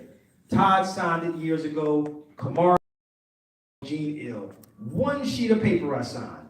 Nothing else. All these 5 sheets of paper I keep seeing people. I'm like, dude, am I buying a house in this mother? People be saying, Sabir, can you sign your name? I'm like, I'll be scared to even put my name down there now. I don't want my name attached to that because you could have been doing something totally different. But yet, when you flip it, you're going to see my name on it. That's why I scribble my name down. I'll be like, okay, it ain't me. That's it. That's what I do. I scribble my name. I'm not going to put SABI. I'm not doing that because I don't know you. I be having people walk up to me, Sabir, could you fill these papers out? It'd be 6 pieces of paper. I'm like, am I done yet? I thought I was buying a house. I had 1 sheet of paper. 1. And put my name on everything. Why? Because I knew what to do. It was on a Social Security card. In order to get a passport to drive, they need a Social Security card. That's how it is. To get the driver's license, you got to get the passport, you need a state ID. This is how the process was going. So I'm walking through this. So when I was getting the passport, and I'll never forget when I got it, they put me through hell for a year almost. For a year almost to get that passport. And I was getting frustrated, but he was trying to see because I couldn't even get my passport because my name was on a different name. Different name on the birth certificate. The credit card says Sabir, but the birth certificate says something else. So now for me to pay for it, I couldn't get it because it wasn't my name. So I had to call my sister, Jessica. Let's go. Call your oldest person in your family. It wasn't Amor. It was my oldest sister. Okay. Order to get the the birth certificate for me. I had to send her the money. She sent the birth certificate to me because she was the eldest sibling. Use what you got. And then what happened when they even did that, because there was 2 different ways they were doing it. And we was there. My ex in California and my roommate at the time, Karen, was my witnesses. Mexicans don't need none of this stuff. Mexicans don't need it. I'm watching the Mexicans get passports as I'm sitting in the office. There's need witnesses. Where's our witnesses at? Where's our witnesses? Coming there. Oh no, man, the Eagles game is on, dude. I don't know if I'm gonna go. Well, I had to go pick the kids from school. Excuses again. So my roommate and my ex was in the room, and I don't even talk to my ex, but she came down as a witness when I went to go get the passport. Because I had to study it first to find out what did they want. Because they was asking me for court records and court documents, and people don't understand the game. They ask you for 2 different things. Court records and court documents are 2 different things. Right. The word is in there. It's in there. So what happened? Okay, I have court records. My record from tickets. All my records from when I was 15 that had tickets, all of them said Sabir Bey on there.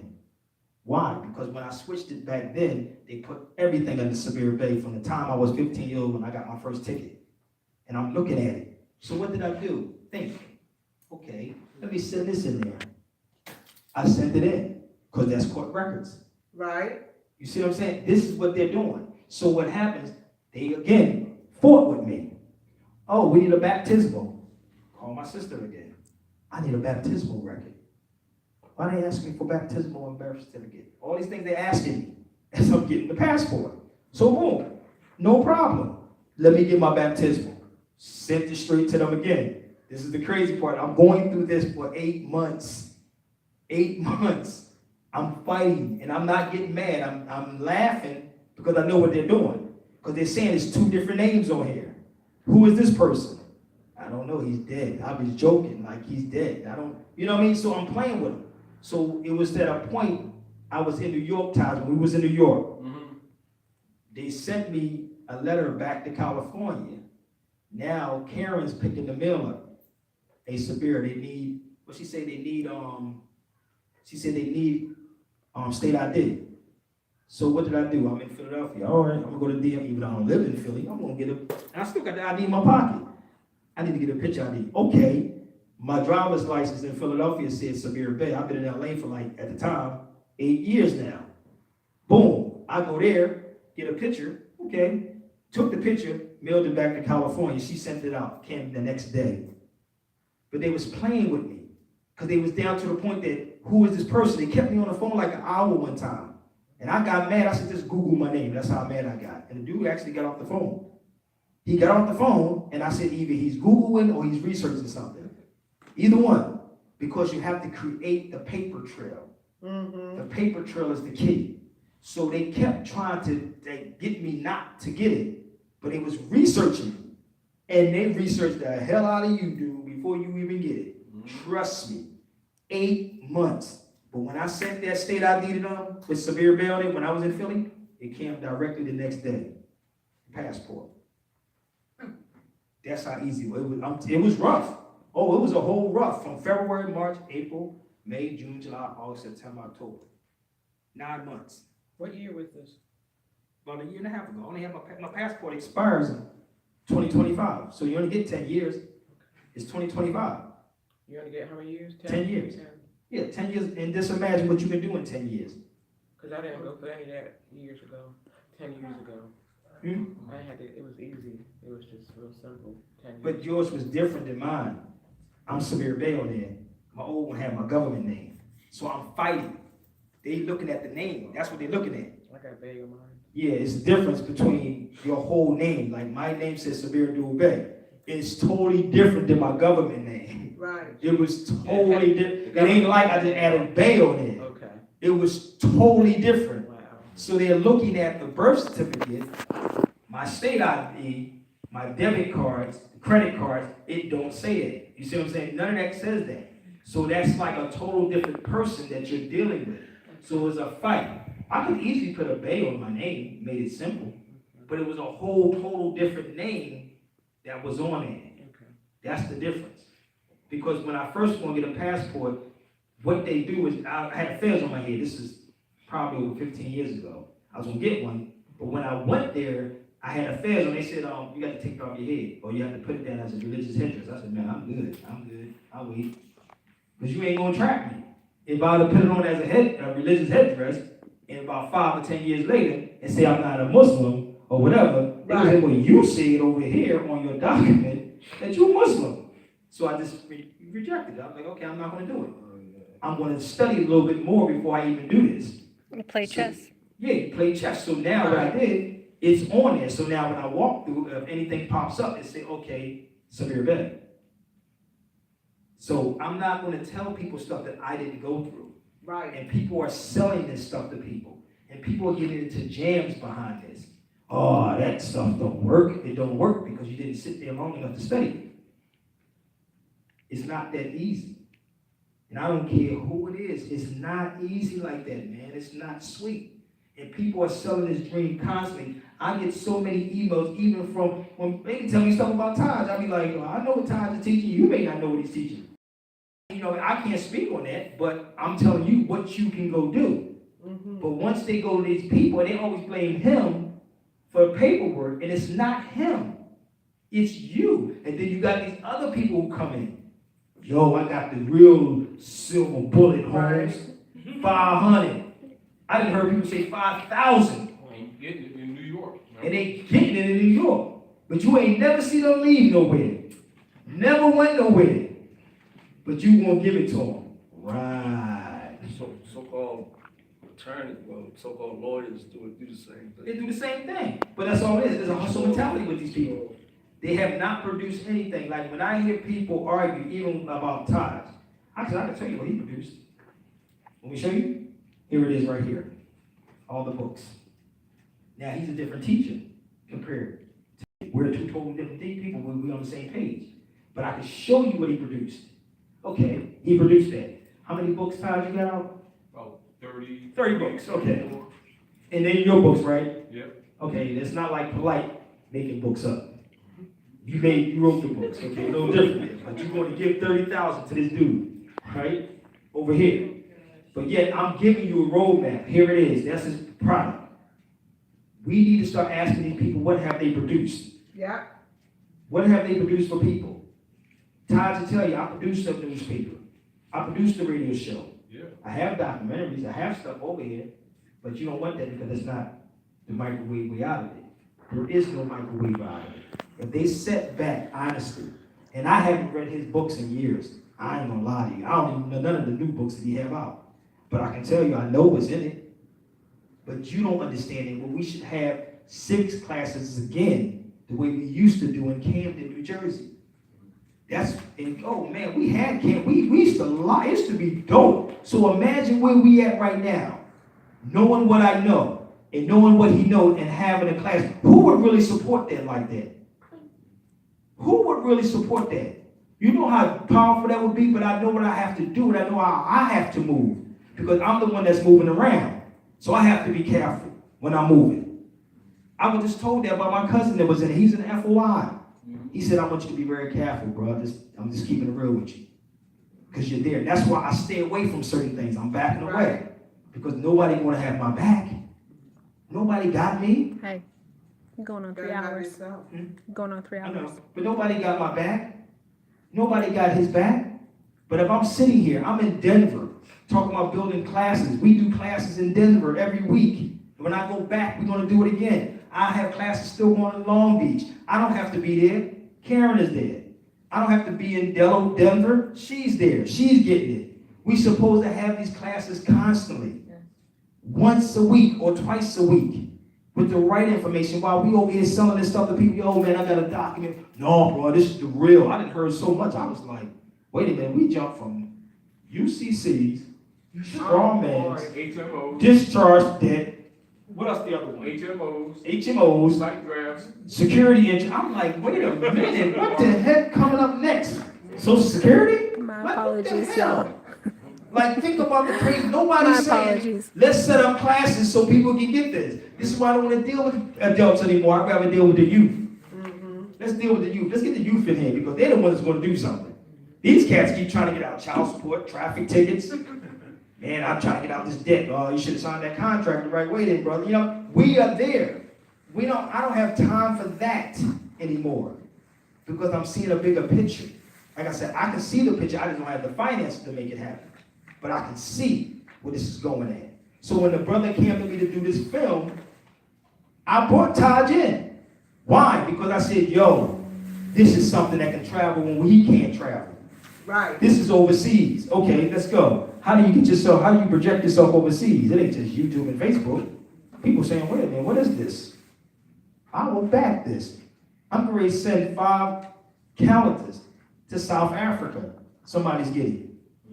I'm in Africa, even though I physically didn't go. Exactly. But they're the ones that's going to finance us. The streams of We ain't doing it. We're not going to do it because we want something. I want to get out of child support, brother. I want to get out of my debt. I want to get out of my mortgage. I don't want to pay my mortgage. Well, you should have never went in the mother end. You know, sit in the church, talk to the pastor. What's up? Praise the Lord. God is good. Yo, no problem. I'm good. We got to start thinking like this, man. We're so narrow-minded. Like, yo, this is what it is. And when it don't work, that's that Moorish stuff. I didn't heard this so much. That's why I didn't tell the guy yesterday about that. I didn't want to get into the whole Moorish. When you was talking, I didn't want to touch that. I said, dude, you're going to get a rude awakening, G. I walked away from him because I knew that he was only trying to get out of something. And we're only coming to this to get out of something. Right. How is it that we here and everybody's watching the football game? How much money are you spending on football? They have stuff called arbitrage and stuff like that. Let's see how many people we got on here that we can get advertisement dollars for. And the advertisement dollars is like $1 million. To advertise, why? We got all your attention. Exactly. Think about it. We have money, people. We do. We got all of it. That's misappropriated. Yeah, it is. It's very, very. So I must say, honestly, and I'm going to when I come back in the city, even my sister was talking about the finance, and I was like, well, I'm going to be in the Philly. Let's just do it that way. Whatever we do, let's do it. I'm there. You know what I mean? But I'm the one that stayed in the hotel. My hotel bill is like $600 right now. Ain't nobody give me $600. I ain't got it like that. But it's costing it. You know what I mean? But I have to have my right state of mind when I'm in there. I could stay with somebody, but I can't be around families when my family don't think the way I think, and I got to argue. I don't want none of that. You see what I'm saying? So it's a job. We supposed to have classes set up. So every time I would come here, I would love to set up a class here. I can't bring all my books, but I'm tired of carrying it because my back is starting to hurt. I mean, I have 42 books with me. We supposed to have classes set up, weekly classes. And I'm sitting here and I'm watching some of the videos where somebody sent me stuff about Taj. And I watch you, Taj. I'm watching him. Him with Taj. He be tired in the mug. But that's the tired mode. You ain't see me jump on here yet, did you? But I'm not gonna let you wear me down. I'm like, but we supposed to be supporting. We supposed to have this class Exactly. every week. Something different. Don't just make it about the knowledge. It could be a hip hop class. Y'all should be doing that in here. That's all knowledge. It's the fifth element. Knowledge. Talk about it. Bring some young people in here. What's up, home? You know, what's good, right? Let's talk to the youth. Bring them in, but you got to know how to bring them in. True. Because you can't bring them in with this history. They don't want it. I've been in different states. They don't want to hear that. They're like, okay, so I have to make it fun to them. Okay, what's up, bro? Okay, what's going on? We have to know how to relate to these people. Hey, you're a Christian. Praise the Lord, brother. Let's go. Let's talk about it for a minute. Get them. You got to know how to get them. That's why people are confused about me. Is Sabir a Muslim? Is he a Christian? What is he? No, I go to an Ethiopian church, brother. You all I'm all in. But the thing is that how do you get them to come? And that's what it is, that it has to be consistent. Like when I'm in Denver, it was crazy because people are starting to come. And I'm leaving, and I don't really put a lot out on YouTube like people think I do, but they're starting to catch on. We see it all the time. They're like, yo, I didn't know he was here because I don't broadcast it that way. But they're starting to come because they want it. Because they're telling me what they're seeing. Oh, this brother ripped me off. This brother, you got cats on YouTube talking about you gonna pay. What do you say? I'm gonna make you pay for me to go to law school. Umar Johnson said that. What law school? Why are you going to law school now? You're a psychiatrist recently. Think about the games that are being played. Now, I'm gonna make you pay for me to go to law school. Wait a minute, we've been teaching law for how long? He said that? Yes, go to YouTube. Y'all can punch it in right now. You think I'm lying? Punch it in. Umar Johnson talks about you want to pay for him to go to law school. This is what he's doing because what happens, these cats know suckers. And they're going to get you. They're going to say, okay, what is it now? Oh, I'm not going to give the credit where credit is due at. Yeah? Why are you talking about the Moors now? Why are you talking about law and the Moors now? Oh, that's the end thing right now, the law. So what y'all going to do is pay for me to go to law school. This is a school. To reality, this is actually a school.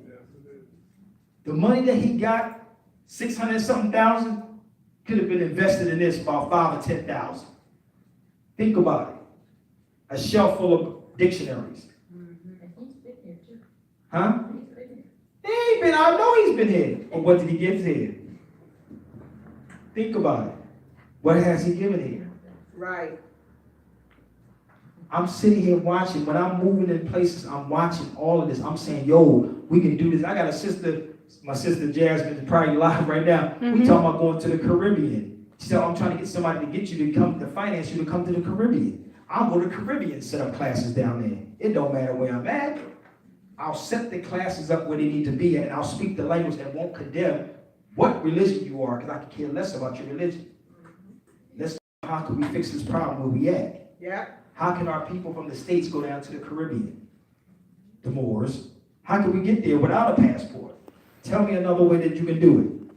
I'm just saying though, you say yeah, but I'm just saying, is you have to get to the places, to sit and talk with the people and find out how do you make this work. The same way I said I was in Spain, when I was saying I could move from place to place to kill out the time and then come back. And that'd be about 3 years since then. Moving from place to place. We've always been nomadic people. We never stayed in one spot. That's our history. But we don't get this. We don't. So I'm gonna take some questions, y'all. And I know I didn't eat anything, and I'm like mad hungry right now. 3 hours and. I have a question. I don't eat that food, though. That's why. Trust me, I'm a very picky dude. I don't eat Chinese food. I have a question. What about the citizenship that Ghana is offering right now for people who want to return back to Africa? You can go over there. It's the same thing over here. Listen, but you can't own land. That's the only thing. See, they don't tell people everything. If I had the money, I would go to Ghana, and I would come back and tell y'all this. And this is why we have to have, and that's what diplomats get paid for. They go let me send this person over that Mm-hmm. can go Or like a and scout. bring it, exactly. Uh-huh. And because scouts is all up in LA. They scout out for movies. You know how much they pay these college students for that? They pay scouts to go everywhere they can take them. You ever see them in your neighborhood? Pay attention. Click. You see the little white people in your neighborhood? Click, click. Taking pictures. Click, filming. They're scouting. Any They're being paid. foreign person that comes here can possibly be a scout. Anybody that comes here. That's what they do. Scouts. They stay paid on people to go. We don't want to pay. Oh, I ain't gonna do that. No, dude. That's all good. I recently learned that Costa Rica is actually looking for people. There's a group that has some interest over in Costa Rica that they say a lot of the younger people are leaving, and the ones that own the land over there don't want the land to fall into hands of, say, the Europeans or so forth and other interests, and they're looking for us to come over there and either invest in them or to purchase land and to build, but they don't want you to just buy land. They want people that are going to come and add to and build on. And Costa Rica apparently is kind of they're looking for. I have a sister down there. I talked. She's an elder. She's down there. She told me I should come, but you have to come with something. Yes, Right. I was told it was about. I asked the person that was here teaching a crypto class about it. He has a thing that's going back and forth to Costa Rica. He said about 15,000. I said, how much would it take? He said about 15,000 probably to purchase land and build there, as opposed to you can invest anything to support what they're doing. But if you wanted to get land yourself and build, he said it was something like that. He said, but a lot of the elders there are trying to keep it within, since their youth are leaving, they're going, I guess, coming to other places here and everywhere. They don't want it to be overrun by. We don't even want to give that stuff up. Go But ahead. I know in Tanzania, you can buy land. You can own land in Tanzania. I know somebody who is doing that. Who has acres and acres of land, and it's not expensive. Well, it depends on how long they've been there too. He hasn't been there. So I do know in Spain you can buy property there in Spain, but it's a process you have to go through. It's not, I'm just gonna go there and you're gonna do that. You have you got to give something or be doing something. That's why I said about Spain, you can't just go, you have to have something that you're bringing to them. He's bringing something to them. Exactly. He's So bringing something, he's not idle. Exactly. So they're telling people that's all you gotta do is go to Ghana. No, dude. This is business and commerce, international it's business and trade. It's all it is business. You gotta bring something. There used to be a saying in Philly, you gotta bring butt to get butt, like that kind of thing. So, you gotta bring it to get it, But you gotta bring it. You gotta bring something. Right. If you're not bringing anything, They don't want that over No. there, dude. They already got that. You can't be bringing no nigga crap. And Right. listen, Nope. And that's why I said our minds have to be cleared first. We got to get rid of this nigga stuff. Yes, Even we do. Some of these Moors. Yes. We really have a nigga mentality. Seriously, it's very negative, dude. Like, seriously, it's so, and that's why I say when you leave here, you start thinking different. Like, I was so, like, dude, this is dope, dude. Like, I'm not even worried about none of this stuff over here. Like, all that stuff y'all talking about. I come back to Philly, I'm feeling depressed. Nobody's smiling. Why nobody smiling? I'm like, everybody looking depressing. Because they think that they cannot change their condition but because of the mind control and everything that they're going through. They don't understand that thoughts are things, thoughts create currency, and currency moves things. They've been brainwashed. They have been brainwashed to think that they are powerless, and they're not powerless. But this is why you have to create things. But I understand the fact that many have been taught thoughts are not things. They just say, oh, here it is. I think about it and then I do it. No. I mean, here it is and then I think about it. No. Thoughts create things. Yes. Thoughts create reality. Yes. That's what it does. And even in my own teaching with people and everything, I showed them that this was once in somebody's mind first. This was in my mind first. And then I created it. Thoughts are things. I knew I wanted to come here, so I created an environment where I could leave to come here because it's here. The universe is mind. Everything is mind. You ain't see that M-I-N-D. You ain't see that Karis went Right, out? right. Everything is mind, M-I-N-D, and everything is M-I-N-E too. You get it? Mind and M-I-N-E, mind. It is. So wake up and live, like Brother Bob Marley said. Wake up It's and so much, live. man. Any other questions, y'all? Yes. Brother Aaron. Yeah, the running of the bulls.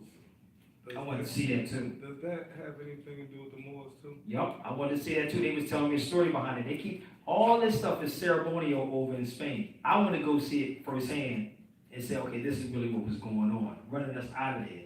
It's not even hidden in Spain, yo. This stuff, literally, if you're walking, your history is all, they'll tell you so much, like, play dumb. Like, yo, what's up? Like, I was asking the guy, who built this?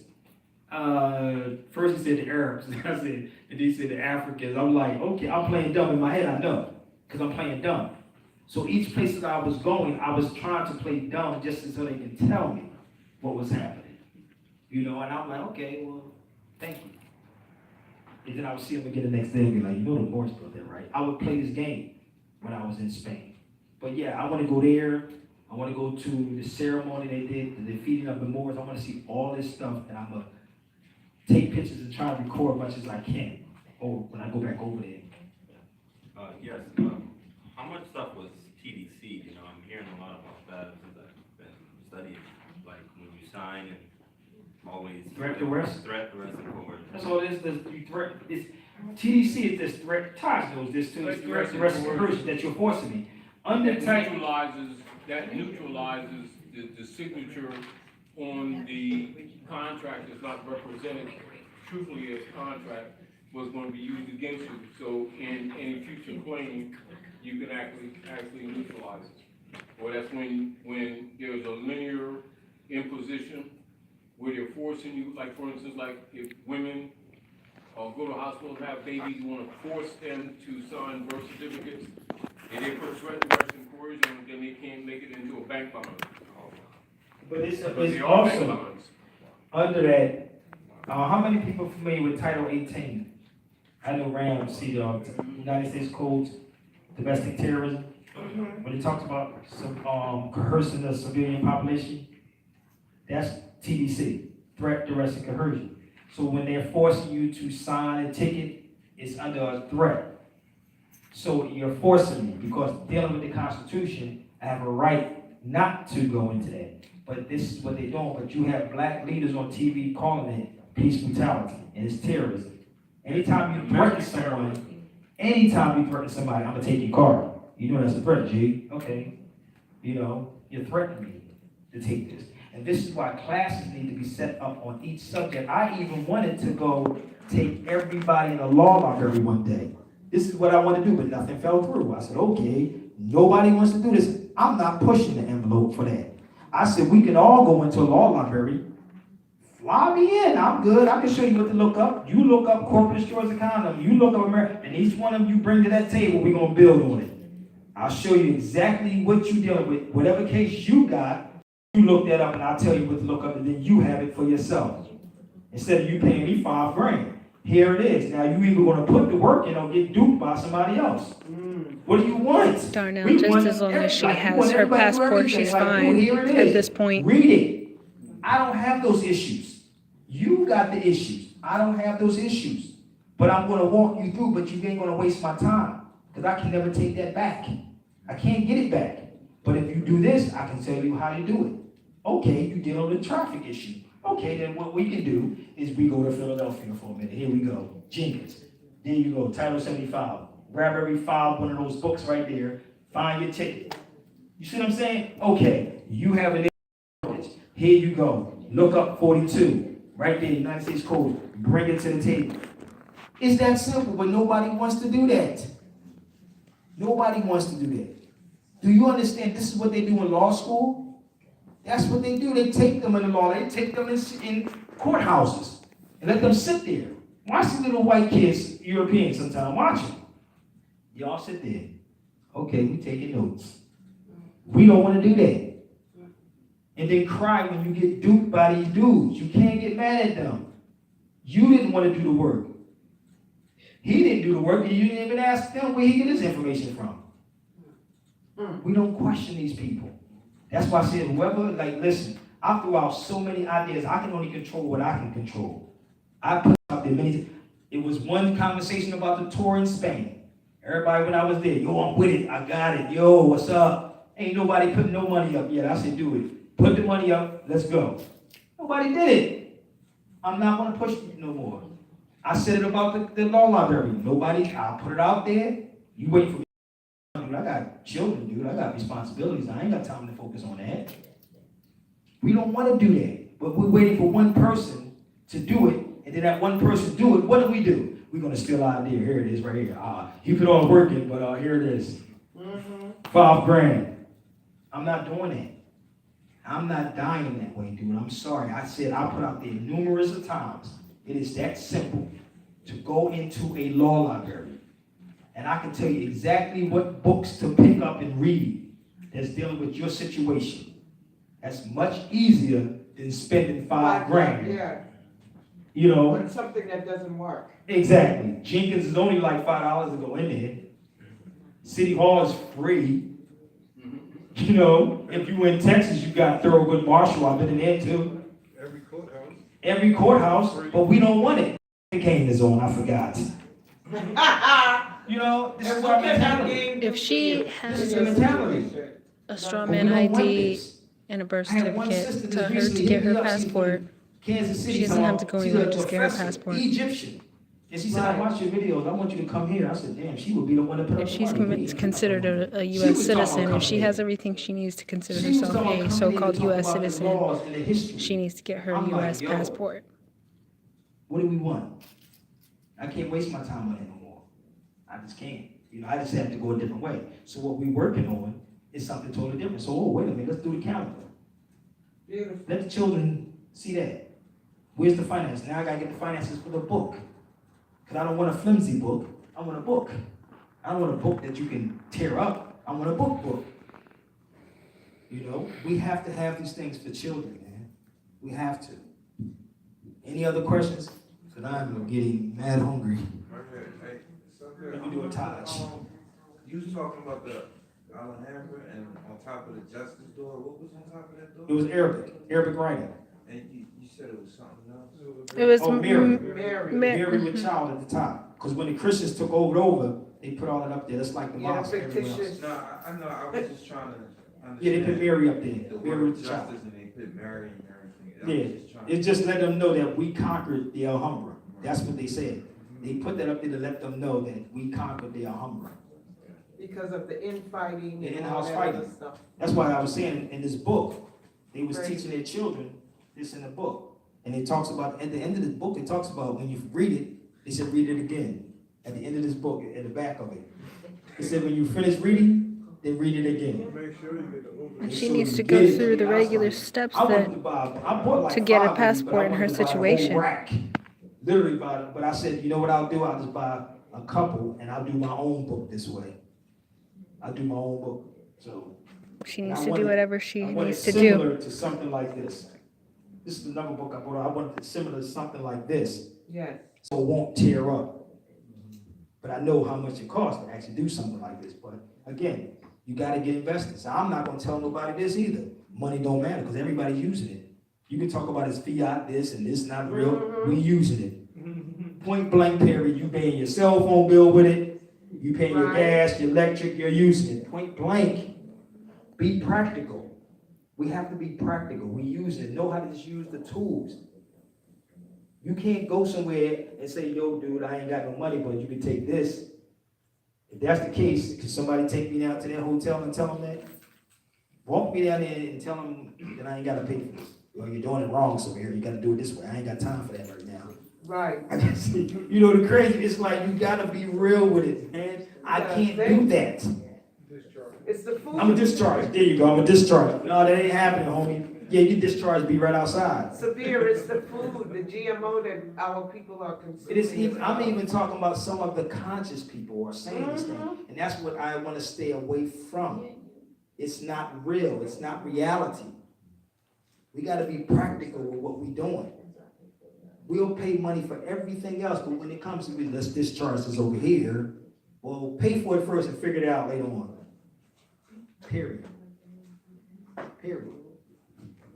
One more question. Everybody get that? You got my the article? Yeah, yes. Taj, I don't think you got that article I either. got- The new one? Yeah. What, yeah, This is just, I didn't make copies. I didn't make copies of that single page, is that what, what you the mean? ones with them listening to Eleanor?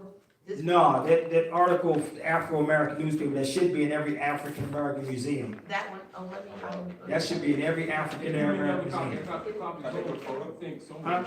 Which one? No, we ain't got that. She wanna take a photo. That we- Let me yeah, I'll take a make photo. copies of it. I didn't do that.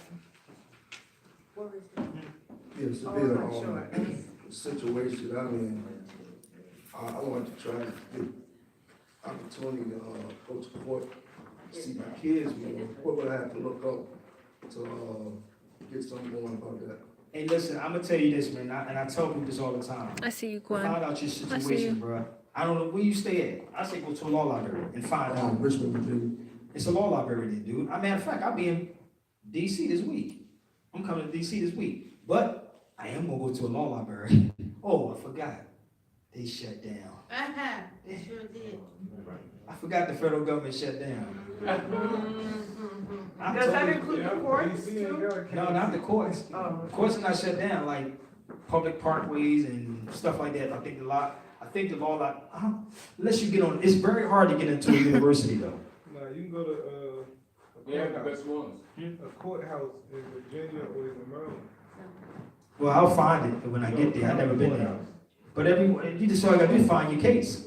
Find what pertains to you. And that's why I said I wanted to do that before. I wanted to have everybody go to a law library and find your case. And you can figure it out for yourself. Oh, yeah. And this is why the miseducation of the Negro, he said something about it takes painstaking research. And it said attorneys don't want to have time, they don't have time for that. Painstaking, Painstaking research, man, because it does. It's a mental thing. Yes. I have a question here. Somebody wants to know what would be the right steps in correcting his status. I just say proclaim it. Like Taj, man, we listen. I tell people just proclaim it. If they can't tell you that's not who you are, only you can say that's not who you are. But I'm gonna say that person, whoever state they in, they should set up a class in the state weekly and get all the necessary tools that you need. We should have classes in every state, man. That's what Malcolm was doing. That's what the Maz did. Every state should have a class on how to do this. And it's so simple. It's not hard. They used to have Malcolm come to these places, man, constantly. And then build, and then you leave. We're not doing that. You can't put all that weight on Taj. That's a lot of weight. And I see it in him sometimes. I be like, that's a lot of weight to be on one person, man. We all got to do this, man. Everybody has to do this. Some kind of way. It's a lot. Any other question? Nope. Any other question? None? How many years did it take you to learn all this information to become a scholar? I'm not a scholar, but Yes, you are. 20 years. But it took me less than 5 because it's a daily thing. It's daily. Like I do it every day, and you learn every day. So it's not like I buy the weirdest books, and I could be someone, but I like that book right there. So it's a daily. Like sometimes it's in you. It was funny because we was with the guy Flash yesterday. He was telling my brother, he was like, "Yo, your brother's on some other stuff right now, bro." He said, "I'm telling you, I don't know. Y'all must be having 2 different moms or something." And that's my oldest brother. Right? I said I ain't even gonna say nothing to him. I'm gonna walk away from him because my brother might feel some type of way. But it's constantly reading and research. I don't watch sports. I don't do anything but go work out or I may go read. I exercise my mind. So it's like daily. And this is why you can't work a 9 to 5. You can't do that. Because if you work a 9 to 5, 9 times out of 10, people tired by the time they get off. I'm going home, kick my feet up. I'm good. So you have to, this is me. So in my head, I have to constantly keep creating things. Okay, what can I create next? How can I get this? How can I put this? I'm talking to people in the industry about doing cartoons. They say, yo, you should do a cartoon, Sabir. Like, you should really put this in a cartoon subliminally. I'm like, okay, but how can I make it funny? You know what I mean? In my head, I'm trying to constantly work on it, but it's everything boils down to finances again. Todd, remember when I started the Civil Alert newspaper? Had the paper. I used to pay $300 something a week to be on radio. I ain't say monthly, weekly, to do this. But just a constant that I was doing everything out of my pocket to actually help everybody. That's what I was doing. But it's me giving up so much of the information, but I would do it every day. And she even tell me that. She'd be like, you ain't got to get on there right now. So I'm like, oh, look. She would stop me and be like, you shouldn't get on there right now. Like, chill. But it's a process. It's a process over time. I was just wondering if, like, there could be like some type of membership that you could start so that you could get benefits to do whatever it is that you have to do, and then we would reap from it also. Yeah, that's why we set up Patreon. Patreon is set up, that's something that's new. Patreon is something that people can. They're trying to get away from the other corrupted ones. Yeah, well, Patreon is set, that's what Patreon is set up for, where people can donate every month. You know, it can be $5 to $10 to $15 every month.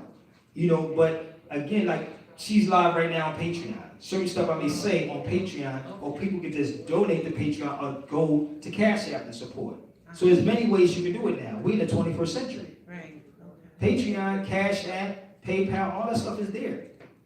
But nobody wants to do it because if I'm constantly on Facebook and YouTube and I'm giving to you, and this is what was told to me constantly. Oh, if you keep giving it for free, why would I go over here? That's why I'm like, I'm not saying a lot of stuff on Facebook or YouTube. Y'all think I'm saying something. So I'm not familiar with Patreon, but that's the same wavelength that I'm talking about, because a lot of us, we still haven't gotten it to where You like that, boy? we still have like that slave mentality. Yeah, slave mentality. You give us, we give you, you give us. So, you know, if we feel as though we really getting something, then we pay for it. Exactly, and that's what people was telling me. They was like, dude, like it's a lot of stuff now. In my head, I'm holding it back right now. It's a lot. Yeah, but I'm just like, feeling. It's like I'm really holding it in. Yeah, something like a membership. Yeah, but on the back of it, right there, it says Patreon, the Sabir Bey Show. It's you create a free profile. Free profile, and you can go on there. And the memberships range from 3 to 15 notes, monthly, which is very affordable. That is very important. Heck yeah, it's for the shoot. If people I charge just want to me, go back to Spain on that. I can't go back to Spain on that, but they can go to Cash App though. I'm ready to go back and I know. Okay. You heard what she said. We can't go back to Spain on that, Joe. Yeah. You would be surprised. Let's get You it know, together. but I'm leaving. I'm talking about leaving in April. I'm going back in April and trying to stay there for a couple of months. So the information I'm going to get, like what I want to see over there is a couple of spots, and I can't go live over there because the internet is a month. They will. You know how much my phone bill was, Tyler, when I came back for the internet? Because one hotel I used the internet because they give you this pack. That's why I stayed in this particular hotel when I was over there in Grenada. Man, my bill was like $300, dude. Straight up. I said, man, like, I'm still paying it off.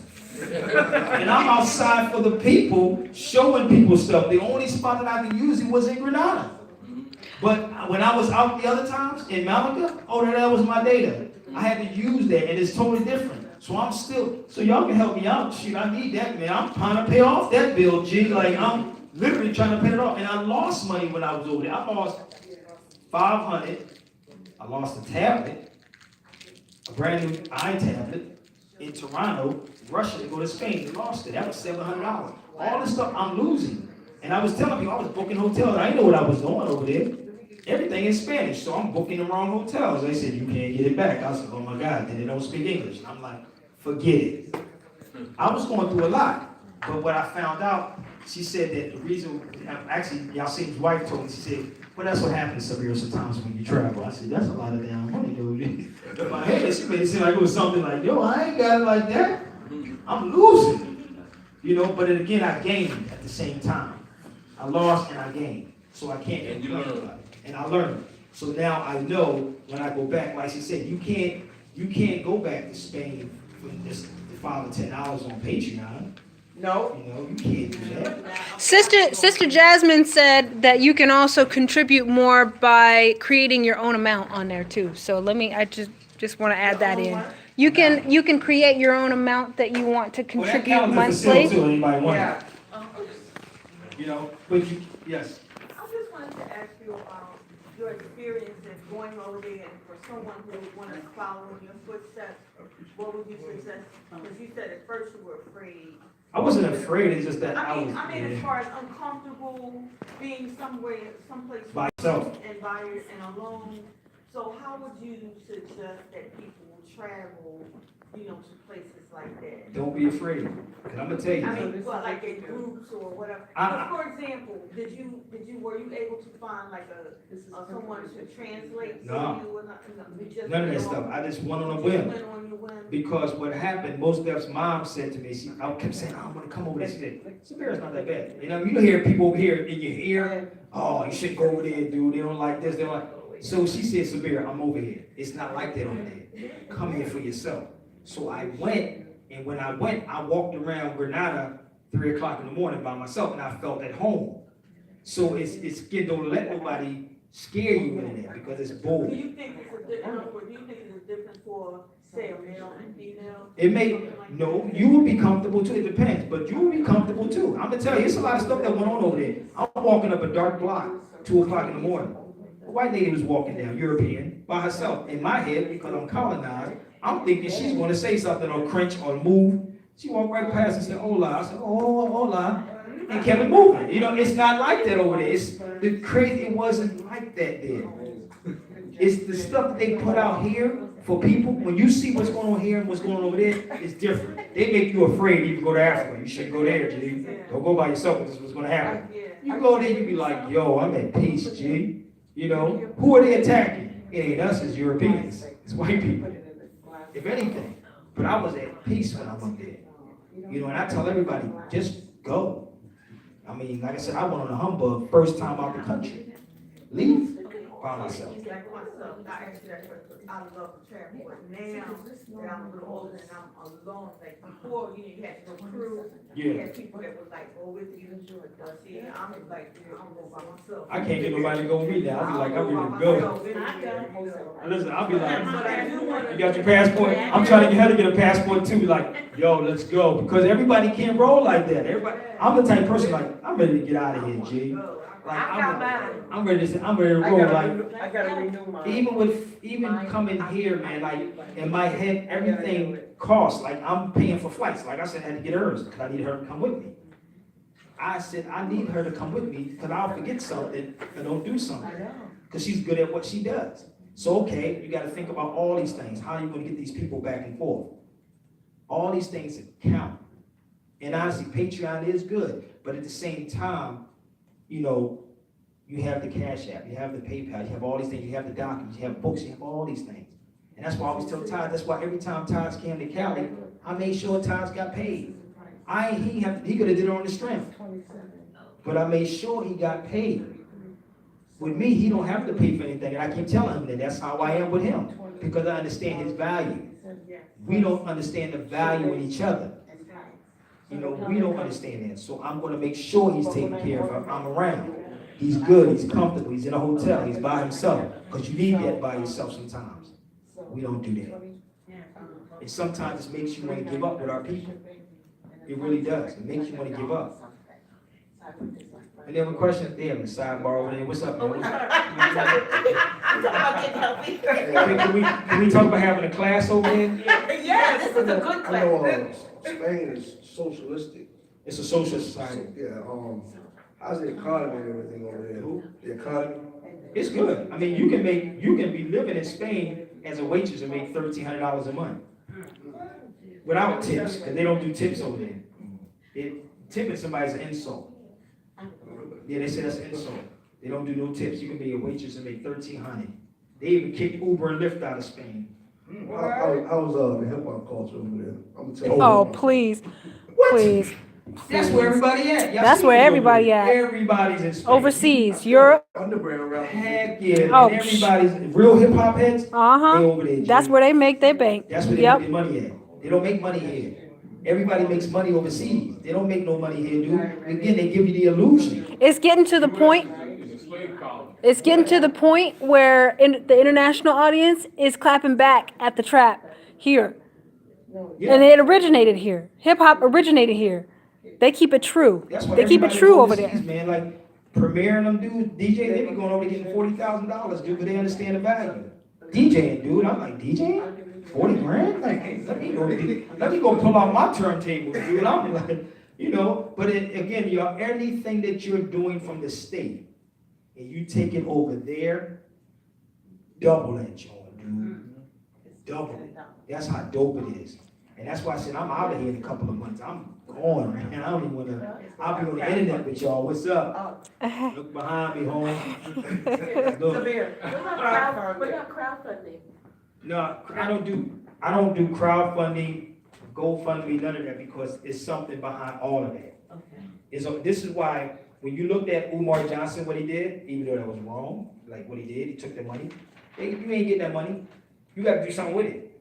Of course. But what happens, I'm already doing that with it. But it's again, that's why I said the Cash App and PayPal is It's already better. safer. It's better because you can't wait on that. See, think about it, you have to wait on certain things, but when you're moving, you don't have time to wait on that. See what I'm saying? It's a difference.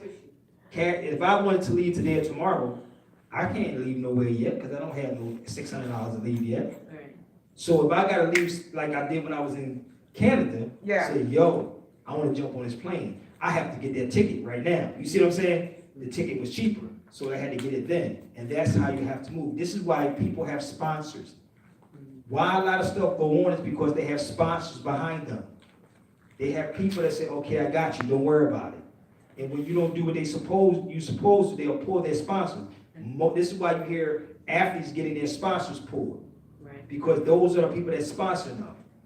PICO is sponsoring the African American Museum in Philadelphia. That's the gas, I think the gas company?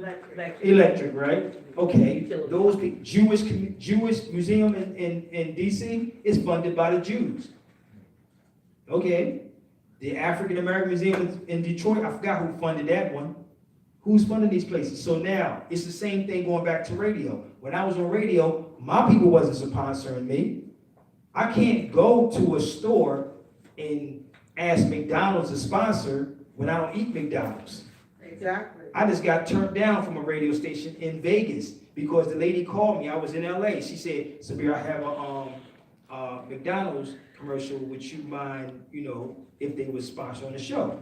I said no. I shot myself in the foot. Why? Because I don't eat McDonald's. I can't promote that. So we have to sponsor each other. And that's what it is. So now I have to think about it. And I had this conversation with KRS-One one day. I said, Chris, how do you do this, man? And I started switching now. I said, okay, how do I get the sponsorship to get what I need to get done? And this is why Moors are confused about me now because they don't know which way I'm going. So KRS-One said, listen, I don't know if y'all remember the Seagram's commercial that KRS-One used to have. Remember that? Remember that? Okay, he had a Seagram's commercial. I'm sitting there, I'm listening to him. I said, okay. He said, I can't tell you not to drink, but drink responsibly. I said, damn, that's fly. I said, he got the check. I said, that's fly, yo. I'm sitting there with him, and I said, oh, drink responsibly, but still get the check. Right. I can't tell you not to drink because I'm getting the check. So this is what's going on. So we have to think like that. So my mind started running. I said, okay, let me think. Because the Moors ain't sponsoring nothing. I'm going to be real with you. They ain't They're doing not going to put up nothing. money. I do have to say, I will have to say in defense of some Moors. No, I'm not saying all. Yeah, because, just with regard to the House of Reawakening Minds, when it comes to physical attendance, over the years, 7 years or so, it's going up, down, up, we're in a down with physical. But our online, supporters are there, and there are a nice little handful, just a little handful, that keep this place running. That's beautiful. But I love this place though. There's 6 people in here, but 60 online. There are 5 people that are making sure that this place is here. Exactly. For the month. Well, that's right. And that's why I said I love this that place. watch the videos. Exactly. And that's why I said I love this place because we need to start supporting it. That's why when you said I don't have the money for you, Sabir, like that, I'm like, okay, let's make it happen. I'm going to come to Philadelphia because I had to book 2 flights. You know, not 1, 2, but I'm like, I'm gonna do it because I'm gonna come to Philly. Why? Because my brother's doing a play, benefit, okay, Hawthorne James here, let's talk. We over here talking now. Let's build on this. Okay, R.S. Jones, he wants to know, I'm building with these people. And I said, I'll come, since I'm here. But people need to really, really start supporting. Yeah, They you really, support, really- they support people that they don't even know. Yeah, but that's what's going on. That's why it's Yeah. a lot, y'all. It's a lot to this. Again, you have to know your audience, people. You have to know your audience. We gotta mix up some hip hop stuff in here. We should have some comedy stuff up here. Yeah, we used to have that. I know, but I'm saying We need to it bring it back. because we're gonna come back with it. It's what I'm trying to tell We need you. to bring it back. So if I was here, you know how many people I would have coming in? I was just talking to Hawthorne. I said, Hawthorne, man, I wish you would stay one more day. If I had the money, I would have paid for his hotel again and his flight. That's what I was thinking. I said, wait a minute, I would have had him come here and talk about acting, because we can already do that in Denver. Yeah. He's getting ready to come to, I gotta have him come to Denver. I like the fact that you're saying that I love, learn about my nationality and so forth, but we have a day-to-day life too. We have other things that happen, and as Moors, I think sometimes, especially the Moors that are just awakening and realizing they're Moors, to be have tunnel vision. Yeah. And that everything, Yeah. it's not about, Right, nationality, exactly. birthright. Getting out of traffic tickets. Not traffic tickets or foreclosures, then it's not, where's the rest of your life? Where's the rest of your life? That ain't And my you're life. I mean, me, like our sister and I were talking about holistic stuff. I'm a Reiki practitioner. I love metaphysics and teach metaphysics, but I don't get online every now and then and do it, but that's my heart. But I know people that come here, they just want to know about their nationality, birthright, and processes and how to get out of something. Exactly, and that's why I don't talk about it no more, because they want to get out of something. If you sat here and say, yo, I'll have some comedy stuff up here. Right, we used to You know, I'm just saying that you can bring it back. Used to, it can happen. So in my head, like I was in Philly talking to them about doing stuff. I said, wait a minute, we can bring people here. We can, because like again, we're doing that in Denver. I'm sitting here, how much is it going to cost to get Hawthorne to Denver? We just finished up a movie out there in LA called Abandoned Act. I'm sitting there saying we're going to show the film. The brother who owns the place out there, Jeff, Cultural Center, he said, yo, Spirit, just let me know what you need, bro. And he don't even deal with nationality. He can care less about it. But at the same time, to get the people in the room and then you drop that on them. Yes. That's how you got to do. You have to get them in the room and say, okay, now it's this. Now let me let you hear this person say this. Let me hear you hear this person say this. You see what I'm saying? That's how you get them. Because you got, listen, We like to be entertained. yeah, but you know, when I'm watching these videos, they, like you said, they only want to come in and get out of something. Yeah. And they gone. How many times, who's been frequent?